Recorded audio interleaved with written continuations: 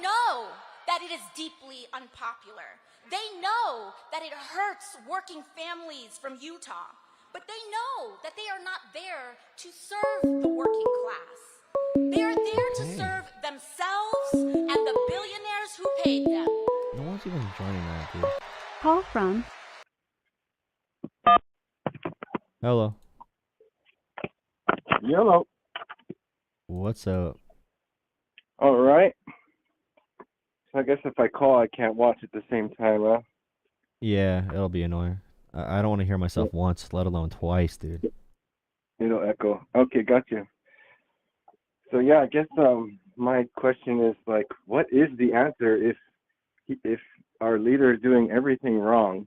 Like, what's the answer? Who has the answer to how to fix these problems? Because these are hard problems, and everybody's an expert on it all of a sudden, but nobody has tried to address these problems. They just keep kicking the can down the road, right? So how long can we kick the can down the road? The issue with politics is it's a popularity contest about social movements. So, you know, whoever can talk the best wins, not really who wants to do the best. Whoever can speak more charismatically or at least connect to emotions like happiness, fear, hope, anger is probably going to win. Well, right now, people hate the experts. No, I know, but people hate the experts right now, but they're really mad at politicians and politics. So when it comes to economics and everything, like Biden had some really good economic plans, but he was blamed for like inflation from COVID. He was blamed for the immigration after COVID. Expensive? Things got so expensive under Biden, though, and they gaslit us the whole time that it wasn't. Because America was doing better than every country in the world. We had the best economy, but it was global inflation after COVID. So, like Russia, for example, a big reason why Russia invaded Ukraine is because Putin wanted political cover from the inflation and the economy in Russia suffering so bad. Biden was a beta, and he knew he wouldn't do anything. Do you think? Okay, so I just gave you a real reason, like an economic reason, because I know about policies and economics. And you responding to my question with Biden's a beta is probably why we're at where we're at right now in politics. I'm not going to lie. No, you wanted to talk about why the war began, because if Trump was in office, Putin wouldn't have made that move. No, but that's like because he knew Biden wouldn't do anything. You're Biden's just no listening to politicians, though. Biden got you're us telling right me back media into narratives. the World Health Organization without even renegotiating. Like Trump. You're telling me media narratives. Hey, talk to me, buddy. Talk to me, buddy. Hey, buddy. You went off on I don't know if you just heard a word that makes you happy or what, but we can talk about different policies and what we need to do to fix America. But it seems like you're more of a fan of politicians. It seems like you just like fall into the same trap. No, not really. I'm just saying Biden versus Trump. Like it's a no-brainer. That one's a better negotiator. Nothing's well. Biden. So like, okay, so Biden had actual policies. Biden had actual policies done. Okay. Not really. Things got expensive. I don't understand. Buddy, calm down. I understand you're emotional. Do you want a real answer, or do you want an answer that makes you happy emotionally? Can you handle the real answer? Can you handle the big boy I want world? reality. I know what you don't want. Okay. If you want reality, grow. You need to get a little bit tougher and grow up a little bit if you want reality. Because the way you're talking right now, you sound like a 12-year-old degenerate on Black Ops, and one of the bad Black Ops, like the new one. You don't even know. Like you're not even Black Ops 2. Buddy, come back to me. Come back to me. Do you have issues you care about in life that aren't just like worshiping politicians? I don't worship any politicians. What are you talking about? Okay, well, answer the question then. Calm down. Answer the question. What are some issues you care about right now in America? Healthcare, jobs, like name a topic. Our deficit. Okay, do you make good money? No. Okay, if you don't make good money, like in your life right now, would healthcare policy benefit you? Would economic policy benefit you or your family? Like, what changes in your community or your state are issues that you want to like see? Like, what do you want to see changed at that level? I'm more concerned about the future. We're borrowing from the future with this. Okay, I think you make good money then, because if you don't have anything to bring up from your actual life, if you're going to talk about the deficit, you don't have any big problems then in life. We're taking money from people who aren't born yet. Again. You don't have any real problems if you don't have anything else to worry about. No, but I'm talking about like today or tomorrow or the next day. Like you should have problems right now that affect you policy-wise. Or if you don't have any of those problems, that's fine. We can talk about the deficit. But if you don't have any other problems at all, then It is what Well, it is. I I don't live know in a what to talk to you about. democratic state where they make it really hard to make money for like small business or entrepreneurs. So I've noticed that. Do you know any like policies or laws that you want changed? I just want them, as far as the government, out of a lot of business for the most part, like, and just allow us to figure it out ourselves because they're terrible at coming up with solutions for things. How am I supposed to have a conversation with you? And like, if I ran for office, it'd be a different conversation, obviously. From if I'm talking to a voter, I don't expect voters to be really well informed on everything because they're busy. But like, call into a political show. You have no laws or anything at all that you know about that you can like say like, hey, this is something I want changed. Like, well, I'm just talking about. You're saying that your argument is Trump is bad for America. My argument is that the deficit is bad for America. Okay, so for the deficit, Donald Trump is adding like 10 times more to the deficit than Kamala Harris was going to add because he's decreasing taxes. Yeah, our economic growth is slowing. Returns on Kamala Harris would have gave it to puppet shows in other countries. Do you care about That's the facts? difference. Okay, but we have like budgets we can look at, you know. My money and see a return on it. So you don't care about the deficit at all then? I do. That's what we're talking about. Donald Trump is blowing up the deficit right now way more than Kamala Harris's policies. That's fine. I can take that in the short term for the long term. Okay, benefit. So you're okay with? So you have no like? Do you consider yourself to be an honest person? We can't just keep kicking the can down the road. Like you realize you just said the definition of kicking the can down. You literally just said it's okay to kick the can down the road. You literally just said it's okay to do that. No. I said it's okay to make investments. Bro, you are so silly. You're a silly guy. So the deficit's not that big of an issue. Thrown away at different weird programs that have no interest for our country. Is that what you're arguing? What like what programs? Anything. Do you think there's any? Does the government waste money at all, or no? You're just going to say that they're perfect, accountable. Their accounting is perfect. Okay, when I have conversations, I don't have conversations like the government is bad or the government is good. I talk about specifics because I'm a person who cares about factual information. I care about making life better for people. So if we talk about policies they want to do, Trump is spending all of his money on just corporate tax cuts essentially and tax cuts for the wealthy. I could save for every taxpayer gets the tax cuts. So you're misinformed. Okay, you're pushing misinformation. Okay. So when we talk about the tax cuts that are being done right now, that's going to be a tax decrease for the top 1%. Our taxes are going to go up, especially from the tariffs. Right? They're going to go up from the tariffs as well. Yeah, that's objectively that's true. That's how it works. Zero. That's the goal. They're not at zero. They're not at zero. They're still not at zero. They went back to. They're not at zero. Trump literally just said today. Trump walked it back again today. Trump walked back everything today. It doesn't matter. It's complicated negotiations. Of course it's going to be renegotiated.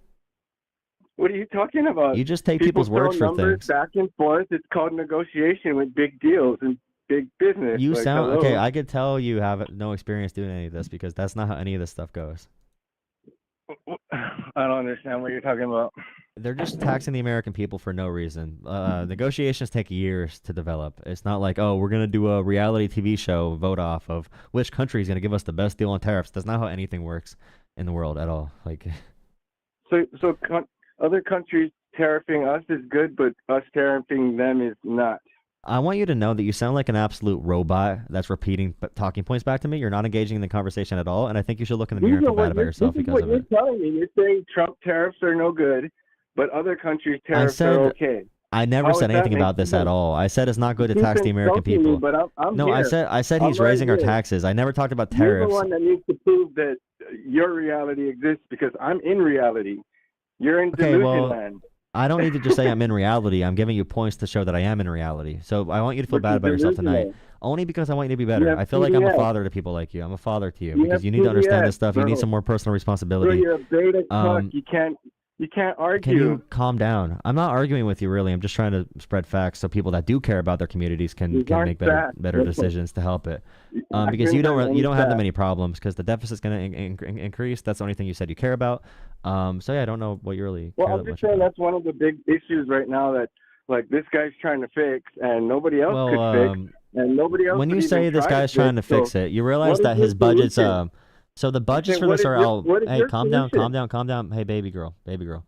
So what would be your solution think about this. to this? Think about this. Think about this. Think about this. So when we talk about the budget, so Trump is going to increase the budget by probably $20 trillion over the next 10 years, and that's yeah. Okay, in the short term. Next. Okay. Next. Yeah, so he's going to be really bad for the deficit, yeah. Yeah, that's short term. What about long term? 10 years of the deficit going up $20 trillion or $40 trillion is a big number. No, I'm saying like short term, yeah, we might see some things like that, but longer term, that's not the goal. So you're trying to act like the play is not the play. Like you don't see the play. Like I don't get it. If you're so educated about the topic, you should know what the play is. But you're saying that the play is something else. Like it's just stupid. This guy's just stupid. He doesn't know what he's doing. No, it's not stupid. He's just trying to tax us more. He's trying to get people to come to him for favors when he gives them tariffs or the exemptions. That's just not true. See, this is the really hard part in life. I feel like you know when someone is like an adult and they have a kid who doesn't listen to them, and it's like you'll know better when you're older, or maybe you'll understand someday. That's how I am with you, because you really have that mentality of like a really, really small child. And you're like kind of cocky, kind of sassy. You have a little swag to you. You probably move your hips a lot when you walk. And yeah, you don't care about the facts at all, because it's easier to just say beta cuck and say a bunch of dumbass shit on the internet. But I mean, I do hope you find some type of manlyhood or masculine energy to take personal responsibility to understand things in life. It would really be beneficial to you. So. It'd be really beneficial to you to know your stuff. Don't just trust politicians violently. Where's the love? Don't be a puppet for politicians. Don't trust politicians without condition. All you got is hate. Country. Orange man hate. Can you stop crying? Are you here to cry or talk about America? Okay. Yeah. That is good. I'm not the one obsessed with hating one guy, and I'm not obsessed with I don't hate Trump. one guy Trump's not really. I do hate Mike Lee from Utah. I hate Mike Johnson. I hate. Let's see. Elon Musk. I do hate. I don't really hate Trump that much. Trump's too dumb to hate. So he actually is kind of just like he just wants like to be given gold and stuff. Your cult is a hate cult. Yeah. Sure. Yeah. What do you love? What do you love? What is it that you love? I love helping kids like you understand the world a little bit better, even if you. What are you fighting for? What is your activism doing? I kind of know. Oh, so we want to get money out of politics. We want to decrease the deficit. That's a big thing, decreasing the deficit. And Trump is going to blow that shit up, which is really bad for America. He's killing the value of the dollar. Countries are abandoning investments in America. Companies are leaving America, going towards China. So I really don't like that Trump is degrading America that way by sending companies and other countries to work with China, because America is so untrustworthy right now. And that's real stuff happening in the real world. We're going to see the repercussions of eventually. I know you don't care about that because you operate in the emotional world. But I want you to just like think about how amazing life can be if you stop being such a little beta boy. Like, just imagine having truth and knowledge and taking time to understand things. Imagine not just like crying about. You probably cry about pronouns. Yeah, you probably cry about pronouns. And pronouns are he, or he. Because I laugh at you because you're so stupid. You're the one that's on team pronoun, not me. Team pronoun. See, pronouns really make you excited. Pronouns make you super excited. I'm proud of you. It's silly that it's fucking hilarious. Yeah. That you would even like discuss that. Like, who cares? I don't care about your pronouns. Who cares? Yeah, I just respect people because I love people. I love other people. I love the country. I love my fellow country people as well. I don't think so. That's not the vibe that comes off of the activists. Do you think gay people should be able to adopt? To adopt? I really don't care. Sure. Do you think they should? Okay, awesome. I'm proud of you for supporting love in this country. But I don't think they should be throwing it in my face and making me accept things publicly and get on one knee and, you know, I don't need it in my face. What kind of weird adult films do you watch that you think gay people make you get on one knee? What kind of weird films do you watch? What kind of fantasies do you have about getting down on one knee? What kind of fantasies? No, I want to know what kind of fantasies you have about gay people that makes you think you got to get on one knee for them. Should there be a straight flag? Yeah, make a straight flag, buddy. Name for me something. Okay, when was gay marriage? Wait. Let me tell me something. When was a straight? When was a? Hey, beautiful. When was straight marriage legalized in the U.S.? I don't care. When was it? No, tell me when straight marriage was legalized. It's a big question. I don't care about people's lifestyle, but when they're do you know? It's a fact. It's a fact. Okay, it's just a fact. It's just a fact. When was straight marriage legalized? Who cares? When was it legalized? When was straight marriage legalized? Okay, when was gay marriage legalized? You don't care about money either. Okay, when was gay marriage legalized? When was gay marriage legalized? The future is going to go bankrupt if we don't do anything, and you want to talk about gay marriage. You're silly, bro. We're about to go bankrupt. Like, thermonuclear war is a real threat, and you want to talk about pronouns. Like, okay. You want to say I sound like the child? Yeah, you do. Okay. Yeah. So you think it's okay for do you think it's okay for like Trump to increase the deficit by $20 trillion over the next 10 years or $40 trillion? If it's an investment that we're going to see a return on, then yes. What if it's not? So deficits are okay. No, I don't want my money. So bigger deficits are. So you're saying big deficits are okay as long as you're getting return on investment. Yeah. You're a modern monetary theorist. You believe the deficit does not matter. Good job. I think it matters, but no, you don't think it matters. You don't think it matters. Yeah, you're using the Democrat argument. This is the arguments Democrats make for expanding the deficit. By the way, this is the Democrat argument. That's why people like Trump, because he was a Democrat his whole life. But you guys take him away. You don't have any values or anything. So you're okay. So you like the deficit. Okay, I am so happy that you agree that the deficit does not matter. You agree the deficit does not matter. You agree the deficit does not matter. I'm really happy to bring you along there. It does matter. If you have kids, it should matter. Well, it doesn't matter to you because as long as you get return on investment, you could blow up the deficit for. And the return on investment, by the way, is just like tax cuts for billionaires. And we're going to add $40 trillion to the debt. No, that's not what I'm talking about. I'm saying. Well, Biden did an infrastructure plan to build back roads and bridges. He did a policy to bring back energy production, battery production, solar panels. Yeah, he tried to steal he did a policy as well to bring back subsidies, to actually start subsidies for our chips manufacturing. Our chips manufacturing and our semiconductors actually multiplied by 20. Increased by 20 times in America because of Biden. So Biden did those things. Trump has not done anything at all for America whatsoever. Trump has not done anything. Well, Trump never did that. Trump never got infrastructure done. Trump, you know that Trump never got infrastructure done. So, and I know you're listening to me. So, like the thing about this conversation, I know you're listening to me, but you can't like let your facade go down, your mask go down of you sounding like a really cool Trump guy online. I know you're listening to me and you're feeling bad about this, but I want you to understand. So like when Trump said he'd get infrastructure done, his first term. Trump never got infrastructure done. He never got roads and bridges for America done at all. Biden got it done, a bipartisan bill for infrastructure. Trump never got that done. So the master negotiator, Donald Trump, never got these policies done and never got subsidies done for American manufacturing. Joe Biden did. So if Joe Biden was dead and asleep on the job, what is Donald Trump? That's the thing you got to ask yourself when you're thinking later. And I know you're thinking about it right now, but you can't show it because you'll feel bad about it because you have to just seem overconfident and stupid because you like that. But just have these thoughts later because I want you to. And you're listening to it, and I know you understand it, but you can't show that you understand it. But I hope later on tonight when you're thinking about this, like, why do I gotta be a dumbass prick on Maine? Just make sure you think about that later. And the media no, there's arts of fact. There's fact and fiction. You were talking about emotional topics like Biden and Trump. You're going back to the media. People know my channel, and I want you to take this as well. I know you don't have a father, but I do hope that I can fulfill that role for you, buddy. And I really appreciate if you're listening to me, and I hope you think about this later on today. And I really hope you bet well on FanDuel, because that's probably the only worth you bring to society at all. Here. Let's try this guy.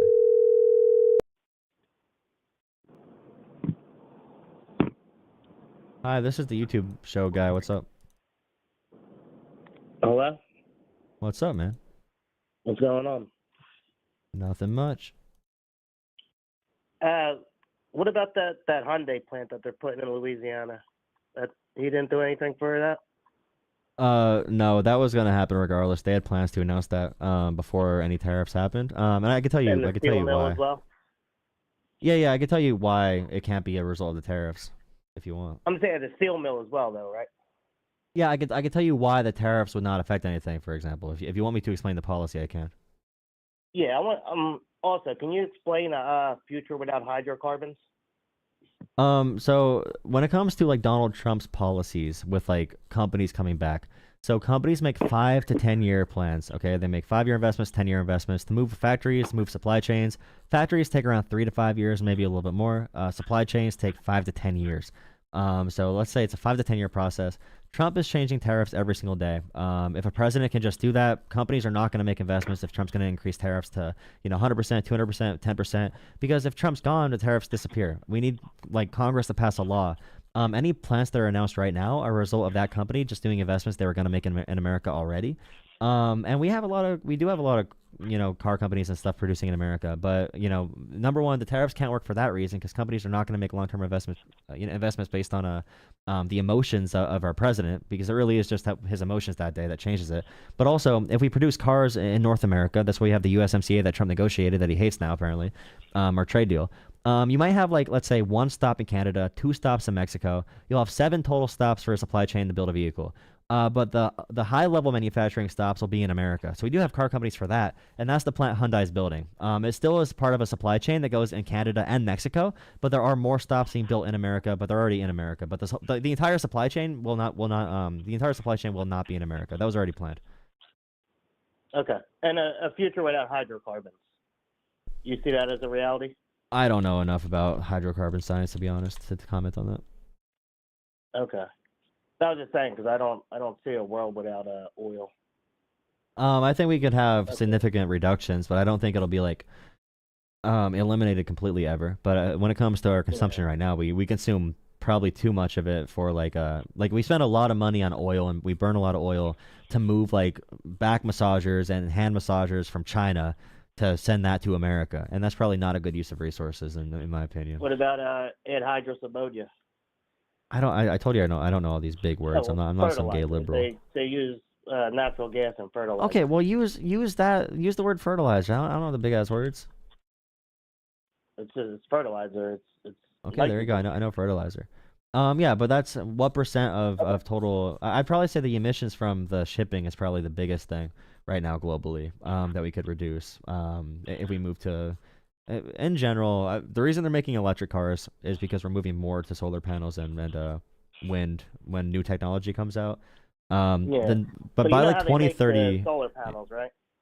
Yeah, with minerals and with metals. With the coal in China and all. Yeah, but once you have the solar panels and you have new technology over time, then you start weaning off of those energy sources. Technology doesn't create energy. But if you talk about creating energy in a sense of like how productive a solar panel can be, it definitely does. And nuclear energy as well. It does create energy, actually. Technology and science does create energy. No, it doesn't create energy. You can't create energy. It's there. I hate you. Shut up. You know what I mean. No, well, you can't. Okay, by energy, I'm not talking about physics. I'm talking about the literal energy that people talk about. We're going to produce energy in America. You know that. I'm not autistic. Yeah, we need to drill more. We need to get the oil out. No, we don't need to get the oil out if we can. Gas pipelines. We can gather more energy from better technology like nuclear. I'd rather do nuclear than do excessive drilling that we don't need to ship foot massagers from China. How come the Democrats have been so against nuclear for the past, I don't know, 30, 40 years? No one is pro-nuclear. Democrats are more pro-nuclear than Republicans are. I don't know. Every hydrocarbon person I've seen speak is very pro-nuclear. Okay, well, no politicians are pushing for nuclear. Okay, and it's probably because of the fossil fuel lobby. If we're being honest, it's probably big oil making them not do it. Here in Pennsylvania, they're reopening 3 Mile Island. Yeah, for freaking Microsoft and big tech companies. I'm talking about production for everyone, not just freaking AI. Well, that's jobs, correct? I thought we were talking about energy production. Are we talking about jobs or energy production? Because right now it makes more money to work in energy production is jobs. It makes more money to work at. Okay, I'm talking to someone else. It's just annoying, bro. It's like you know that I'm talking about the conversation. Thank you so much for $10, bagel boy, bagel girl, BB. Thank you, BB. Thank you, leftover bagel. It might help to start every one of these conversations by asking what's bad about trade deficits. Walmart call was a troll, but genuinely that's a trade deficit that no one thinks is bad. Yeah, I'll definitely add that in if someone calls about the trade deficits in particular or the tariffs. Thank you. I'll make sure I try to bring that up more. That's annoying having a conversation about energy. And if we're talking about energy production in America, we're talking about creating energy, as in oil or wind or solar or nuclear. And he's like, you can't create or destroy energy or matter. And it's like, okay. And then it's like, well, energy production, I want it to be for people other than AI. It's like, well, energy production is actually jobs. It's like, bro, if you're that annoying in a conversation, I'll talk to someone else, bro. Trump trying to take credit for the Taiwan semiconductor plants in Arizona that resulted from the CHIPS Act under Biden. Yeah, that one's fun. Earth should get rid of us anyway. Liberals don't believe in biology or physics. True. Oh my god, dude, it's so annoying. But they also know that the only chance they have to get away with... It's just like, yeah, we had to drill the Keystone XL pipeline, which is a branch offshoot from another pipeline that's already there. It's a pipeline from Canada. And the jobs from the Keystone XL pipeline were like temporary jobs. I think they would have added like 10 total jobs for long-term positions. It's like, okay, these are temporary projects. It's like no one... And like I was going to say, you make more money per hour from gas station jobs and fast food jobs than you do in factories for shittier jobs. You make more money at Wawa and Sheetz and Buc-ee's or whatever and Royal Farm than you do working in a manufacturing plant. You make more money in these jobs. No one wants to work in a factory. No one wants that. They choose working in the service sector 10 out of 10 times, or at least 9 out of 10 times, versus working in a factory because they pay better. The job has less toxins that you breathe in all day. Your body's going to thank you for it. People leave manufacturing jobs. We need better, high-level manufacturing in America. High-value manufacturing in America. If you want to call in, go to the phone number on the screen, or you can join Discord. If you want to call in, I'll take one more caller if anyone wants to talk. If not, we'll go in Discord and just chat. Crap. I don't see anyone else trying to call right now, so we'll give it a second. Watch this video. If no one calls in, then we're going to call it a night. But thank you guys for hanging out tonight. Such an unpopular agenda is to stoke deep divisions along race, identity, and culture to keep us fighting and distracted from one another. And this has been the big money playbook, not just now, not just today, but it has been for decades. And that is why Donald Trump is not an aberration. He is the logical, inevitable conclusion of an American political system dominated by corporate and dark money. Also, I looked at the Citizens United ruling. I hate the Citizens United ruling. The idea of having unlimited spending in politics is freaking stupid. It's so dumb. So like you have freedom of speech limitations around like places of worship for protesting. And the Supreme Court would rule, for example, that if you're protesting outside of a Planned Parenthood or a church, you have to be outside of, you have to be within 8 to 15 feet. You have to be 8 to 15 feet away from the actual people walking into the entrance of the building, okay? 8 to 15. Supreme Court said that's okay to have that restriction because it protects people from having a bunch of protesters spitting in their faces, okay? But if you try to pass a law that's like 35 feet, you can't be within 35 feet of an establishment to protest it, then the Supreme Court has struck that down in the past, okay? They said, 35 feet is too extreme. It's too big of a limitation. It infringes upon the First Amendment. The idea that Citizens United would allow unlimited spending in super PACs is insane.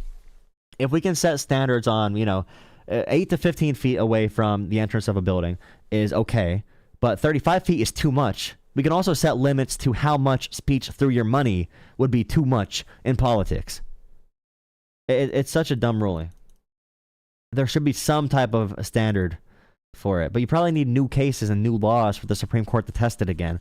And the current Supreme Court is extremely pro-big money and pro-corporate, so they would strike it down. So I was looking for workarounds to make money in politics be like policy workarounds to limit the effect of money in politics. I don't know if it's banning super PACs. I don't know if that would stand up against it. I don't know if it's like you have to have a public fund. You have to be public if you donate unlimited funds, like super public and super transparent, and report on it constantly, like every week updates, something crazy. I have to look into that more, but again, if you want to call in, drop a like on the stream, hit subscribe, call in, phone number on screen, or through you can go in the waiting room on Discord. I'll give it a few more minutes. If I don't get any more callers, we're just gonna go to bed. And if we are to defeat him, Utah, we must defeat the system that created him. Someone said it's not unlimited. It's not unlimited. There is only so much money on Earth. Dude, the amount of actually, there's only a certain limit of money on Earth. I hate you. We are at a crossroads in America. We can either have extreme and growing wealth inequality with the toxic division. Is this buffet all you can eat? Well, it's not all you can eat, because if you eat more food than we have, then you can't eat all the food. It's like, okay.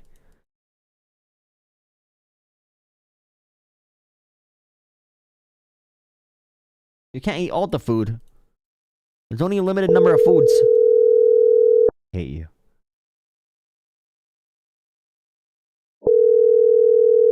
Wow, that's loud. Hello.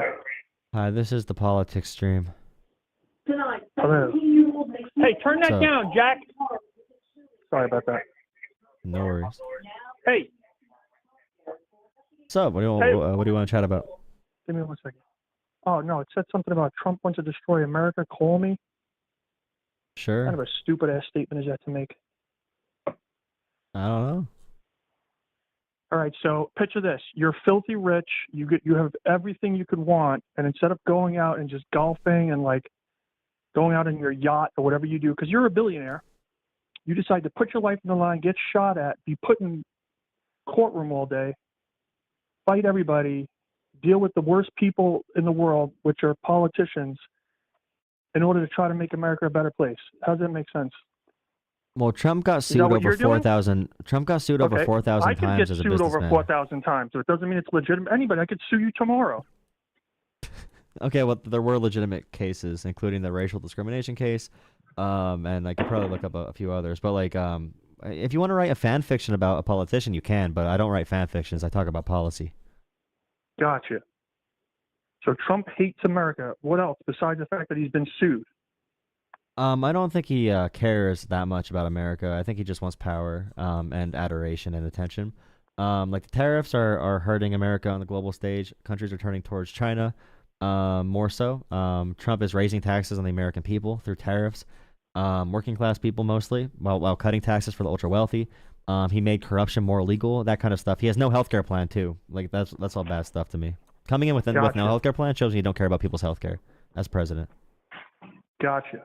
Well, let's talk about the good things Trump has done for people. Do you think Trump has done anything good for people in America? In the second term, no. Yeah, we could say some good things in the first term. The second term started yesterday. So well, 3 months ago. Time. I mean, he's only done bad things, like really bad things the second term. The first term, it was like, the first term, there's a couple of things. Like his trade deal, the first step, and like, I'm sure there's another couple of things I'm forgetting.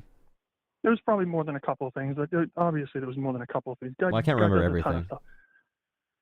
I can remember, securing the border probably greatly decreased, like fentanyl and lots of little kids being sex trafficked. But nobody cares about that. It did not decrease those things. It didn't. It still went up under Trump. It still went. Really? The numbers still went up under Trump. Yeah, the numbers still went. I mean, I'm just saying. The numbers went up. Don't get offended by a fact. Now? Is that happening now too? 50-year low border crossings, illegal border crossings? Well, no, I understand that no one wants to come to America anymore. I mean, okay. Like even legal immigration is down. You're obviously. There's no sense with talking to people. Like this is why nobody listens. This is why Trump won the election. Can you stop having emotional breakdowns? Okay, stop crying. Emotional breakdowns, crying. Yeah, you're talking about fanboyism. Your fucking head in. You're literally having an emotional breakdown right now. Stop crying. Stop crying, bro. Are you a kid with a hammer? You lost. Shut You're up. the one that's crying. Now you're yelling you lost. Oh, you beat the shit out of me. Listen, you fucking weasel. Stop. Calm down. You lost. Calm down, brother. Calm down. There's better things to fight over. Oh, chill. Calm down. Go pray. Yeah. Go talk to God or something, bro. You know, you should tell to calm down all these morons that are burning down Tesla dealerships. Meanwhile, this is the guy they worshipped 3 years ago, and they wanted everyone to buy an electric car. Brother, we don't gotta fight. You don't gotta fight. You don't gotta lie. You know what they say? That's a song written by Kendrick Lamar. You know? Oh, gotcha. Super Bowl halftime performer. He's a rapper. Gotcha. Okay, but the fact that you over a conversation threatened to like knock someone out, don't you think that sounds like really pussy of you? No, not at all. Yeah, very. You can't handle a conversation. You get offended about a conversation so much you're gonna assault someone, bro. That's such weak shit. That's the definition of weakness, bro. Masculinity is about discipline, or is it not about discipline? You just put a hole in the wall. Is that cool? No, I disagree. So discipline doesn't matter in masculinity? You never watched Karate Kid? Masculinity is when you can't when you're so obsessed with just hating a guy because the media brainwash you to hate a person. Bro, we understand you're a fanboy. We understand you're a dick sucker. We understand you ride. We know you ride. We know you do tricks on it. Yes, you do tricks on it. We know you do tricks on it. Tell me about other things. It's not masculine to do tricks on it. Well, it can be for gay men. Brother, no matter what they do, you suck the Democrats' dicks no matter what they do. But Trump I have not talked about Democrats once. But we know you suck their dicks. You're gushing. You're gushing right now. Their dicks. You're gushing. You're telling superhero stories about these guys. Just talk to me, brother. Are you a fan? There's no talking or are you to a person? To a person like you. There's no talking to a person. I'm just trying to talk to you. Calm down. Okay. Did you have a dad growing up? Did you have a dad growing up? Did you have a father figure growing up? No, no. You people are gone. You're gone. You're so obsessed with just hating this fucking man. Well, as a fellow person who did not have a father figure, I can tell you do not. Listen, I understand Trump is like your father or your leader or like your alpha. He was. I wouldn't have to work a day in my life. I wish he was. I just want us to be able to talk about issues affecting us, not just like what the media tells us. Like everything you're saying right now is media narratives about each side. Like I want to talk about real things, real issues affecting real people. So, okay, so you say that Trump hates America. This is what you think, obviously. So you really think that Trump is dealing with all of this stuff he has to deal with, which no one would want to deal with, right? Stop making a sob story for him. He's a rich asshole. He's a politician. You don't even know the guy. So how do you know he's an asshole? He's a politician. Don't defend the politician. They're not your friends. They're politicians. People. You know who are the bad people? The bad people are all the people that have been politicians for 30 years, and they're all mega rich. They've never owned a business. Donald Trump was a huge Clinton donor. He's best friends with Epstein and P. Diddy. He's an elite as well. He wasn't a politician. You said politician. Wasn't a politician. Never got rich from being a politician. Got rich from being a businessman. No, he did not do. He got rich from reality television. He got a 400. He owns 500 he inherited properties in the world. He inherited $400 million. He did inherit $400 million.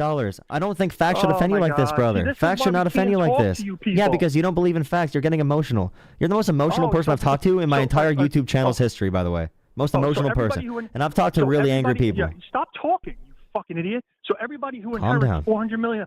Everybody who inherits money will just turn that money into billions. He did not turn it into billions. There's no proof he was ever a billionaire. He's not worth $5 billion. New donation from you just decided that that's all a lie.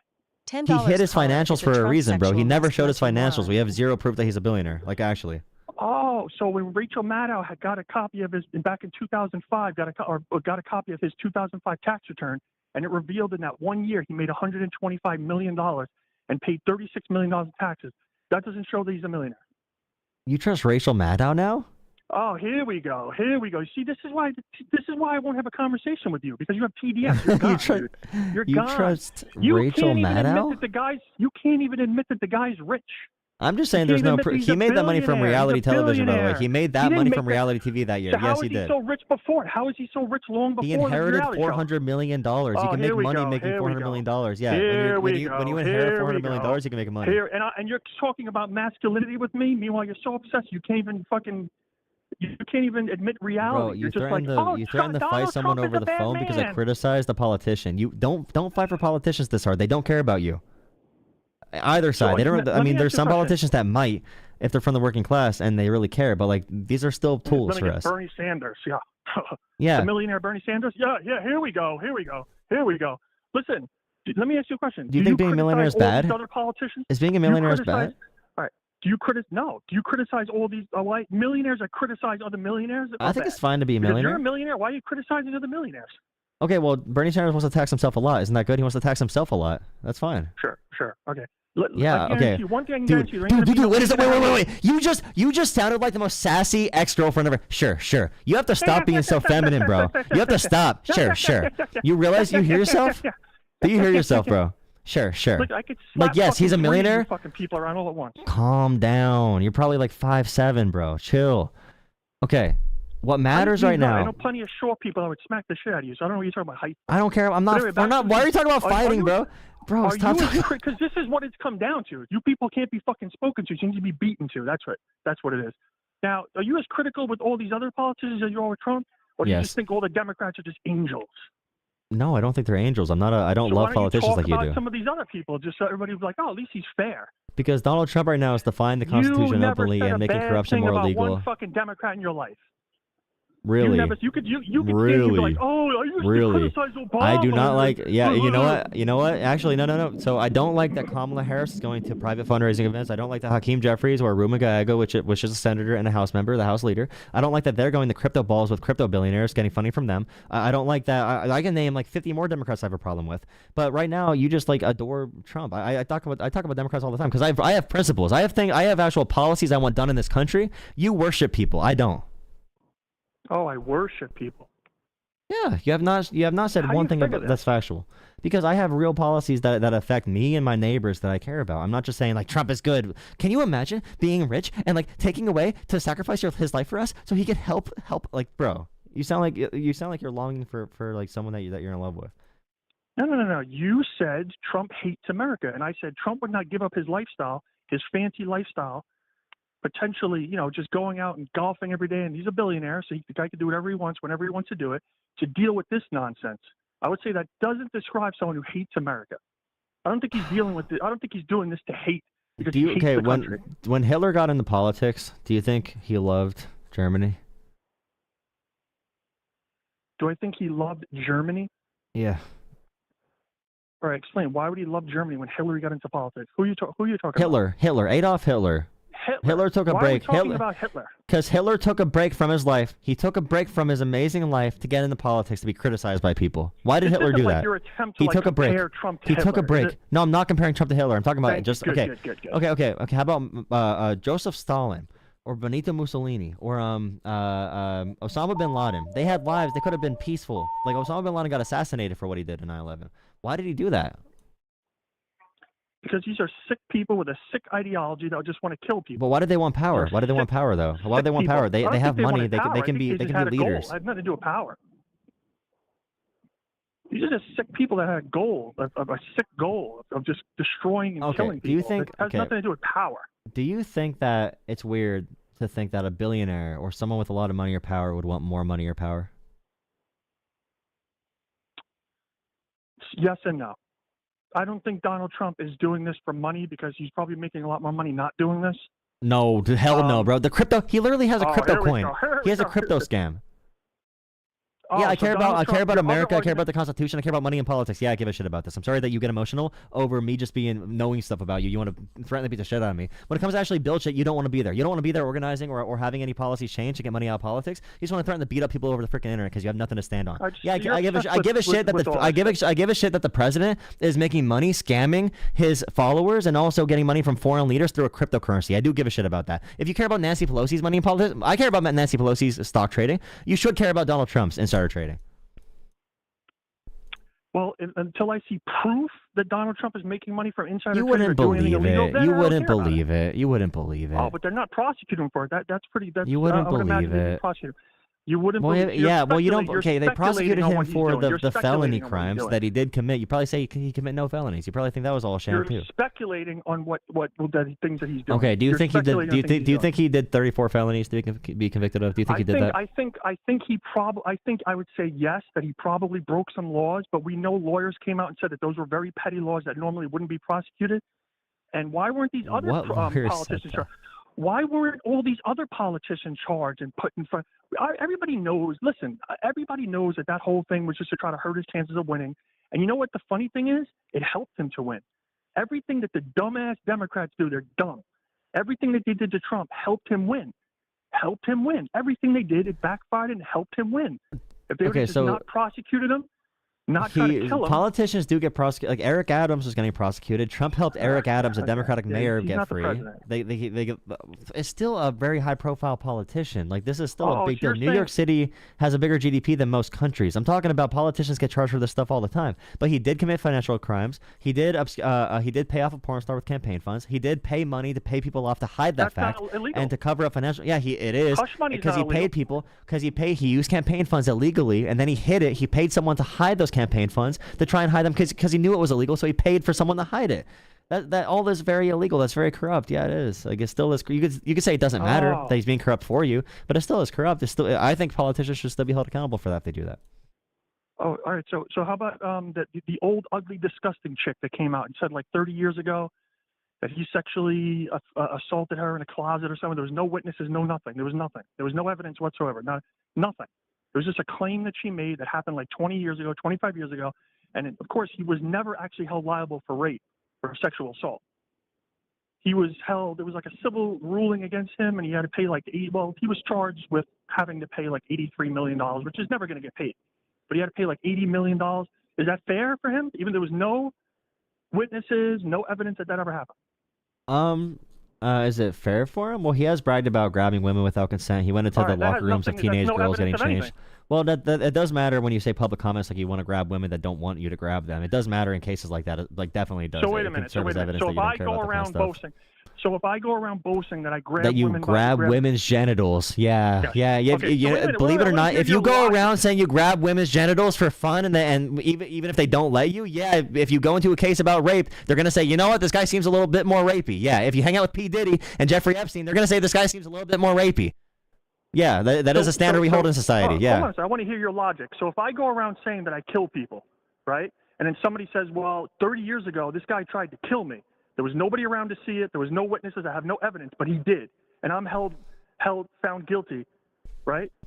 How is that right? There has to be, in order for someone to be charged with a crime, there has to actually be evidence and witnesses that it happened. You can't just say, well, he goes around saying that he grabs women by the vagina, so he must have done it.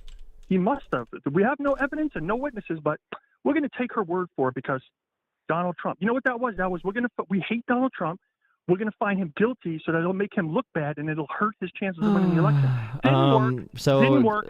Carol had two corroborating witnesses, Lisa Birnbach and Carol Martin, additional accusers from the same location. There actually were witnesses that testified in the case. The actual act happening. There were witnesses from the case. They saw signs of it, signs of physical. What signs? No, there were no signs of physical evidence that presented at the trial. But yeah, she had corroborating witnesses that were willing to come out and put their names on it. So they did have that. And it was just a civil case. Up in court. It's a civil trial. You can say what you want about it, but in a civil trial, I mean, when someone says comments like publicly about all the touching women and like he said on camera that he wants to have sex with his own daughter multiple times, like that is a line where people would follow. Like, okay, this guy seems a little bit weird around women at that point. Gotcha. Well, to be fair, he said when you're rich and famous, they will let you grab them by the pussy. He didn't say I just walk up to women on the street and just stick my hand down there. Didn't say that, but that's fine. He also didn't say, oh, Mexicans are rapists and murderers. But you guys would probably swear that up and down too. But don't you think it's weird if you say like, you know, if I say like, for example, that like, you know, not all Trump supporters are racists and Trump supporters hate America. Not all of them, but Trump supporters are racist. Actually, I'll be honest with you. No, but like when you say that, you're implicitly saying that, you know, most of them are. I mean, some I assume are good people, but most of them are. So like you're sending a clear message with that. And like Trump has said, you can tell when they're criminals just by looking at them. I remember the line word for word that he said, and he never even mentioned Mexicans. He never even mentioned Mexicans. He said Mexico is not sending their best. They're not sending you. They're not sending you. They're sending people with a lot of problems. And I'm sure some of them are good people. So in case you don't know, and you know this, you're a smart guy. You probably know 10 times more than I do. The people that come over the southern border come from like up to 150 different countries. They're not just Mexicans.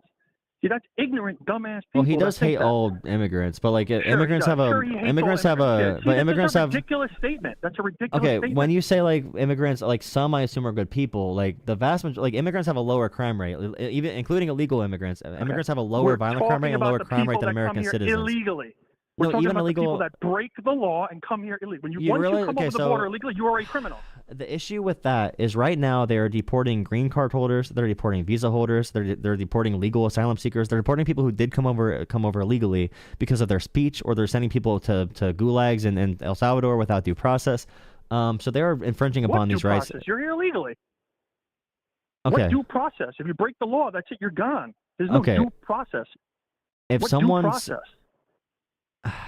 you have due process, for example, for the El Salvador thing, because they're sending you to like a concentration camp essentially in El Salvador. It's a third world prison that you're going to be doing forced labor till you're tortured and died. And we sent innocent people there because we had no due process. No, but we sent innocent people there, like knowingly innocent people that were seeking legal asylum here. Well, if they come into the country illegally, then it is. No. Okay, they came in legally. They came in legally. We sent people there who came in legally. There's a bunch of stories of this happening. Like I think it's up to like 50 people proven. Okay, there's stories. There's stories proven. Of okay, UFOs there's 50 clear examples of this happening. If you Google any of the cases, we are sending innocent people to slave camps with our taxpayer dollars. And I appreciate if you have any moral care in the world, you should research this shit, because we're doing dumb shit as a country, bad shit as a country, sending innocent people to their death essentially to work in slavery, and people are too blind to even give a shit about it because they want to worship people in politics. You must have hated Obama. Bro, this has never happened before under any president. We're using the alien. You must have really hated Obama. Though, Google these cases. Hey, buddy. This has not happened. This has not happened under. No. This is different. We're sending people who are here legally. Oh, this is different. We're sending people who are here legally. We're sending people who are here legally. Legal. You care about legality, right? Yeah, because they are legal here. They are legal here, and we're saying that they. Buddy, you are avoiding this very hard. Okay, they are legally here. I agree with you. I agree. Can you shut up for 2 seconds? You're so whiny, bro. Yeah. They are here legally. They claim they're members of a gang without any proof. We sent knowingly innocent people who are not in a gang to El Salvador to die in slave camps, and the White House is laughing about it every single day, violating constitutional rights to due process. And everyone needs due process in America, or no one has due process in America. It's in our Constitution like that for a reason. I could have sworn I heard Pam Bondi say that all these guys they sent over there were here. They entered the country illegally. It was proven that was not true. She lied. She lies her ass off. She's still lying. She's still lying. Thank you. Look up the guy. It's a break. Let me see. Let me look up his name.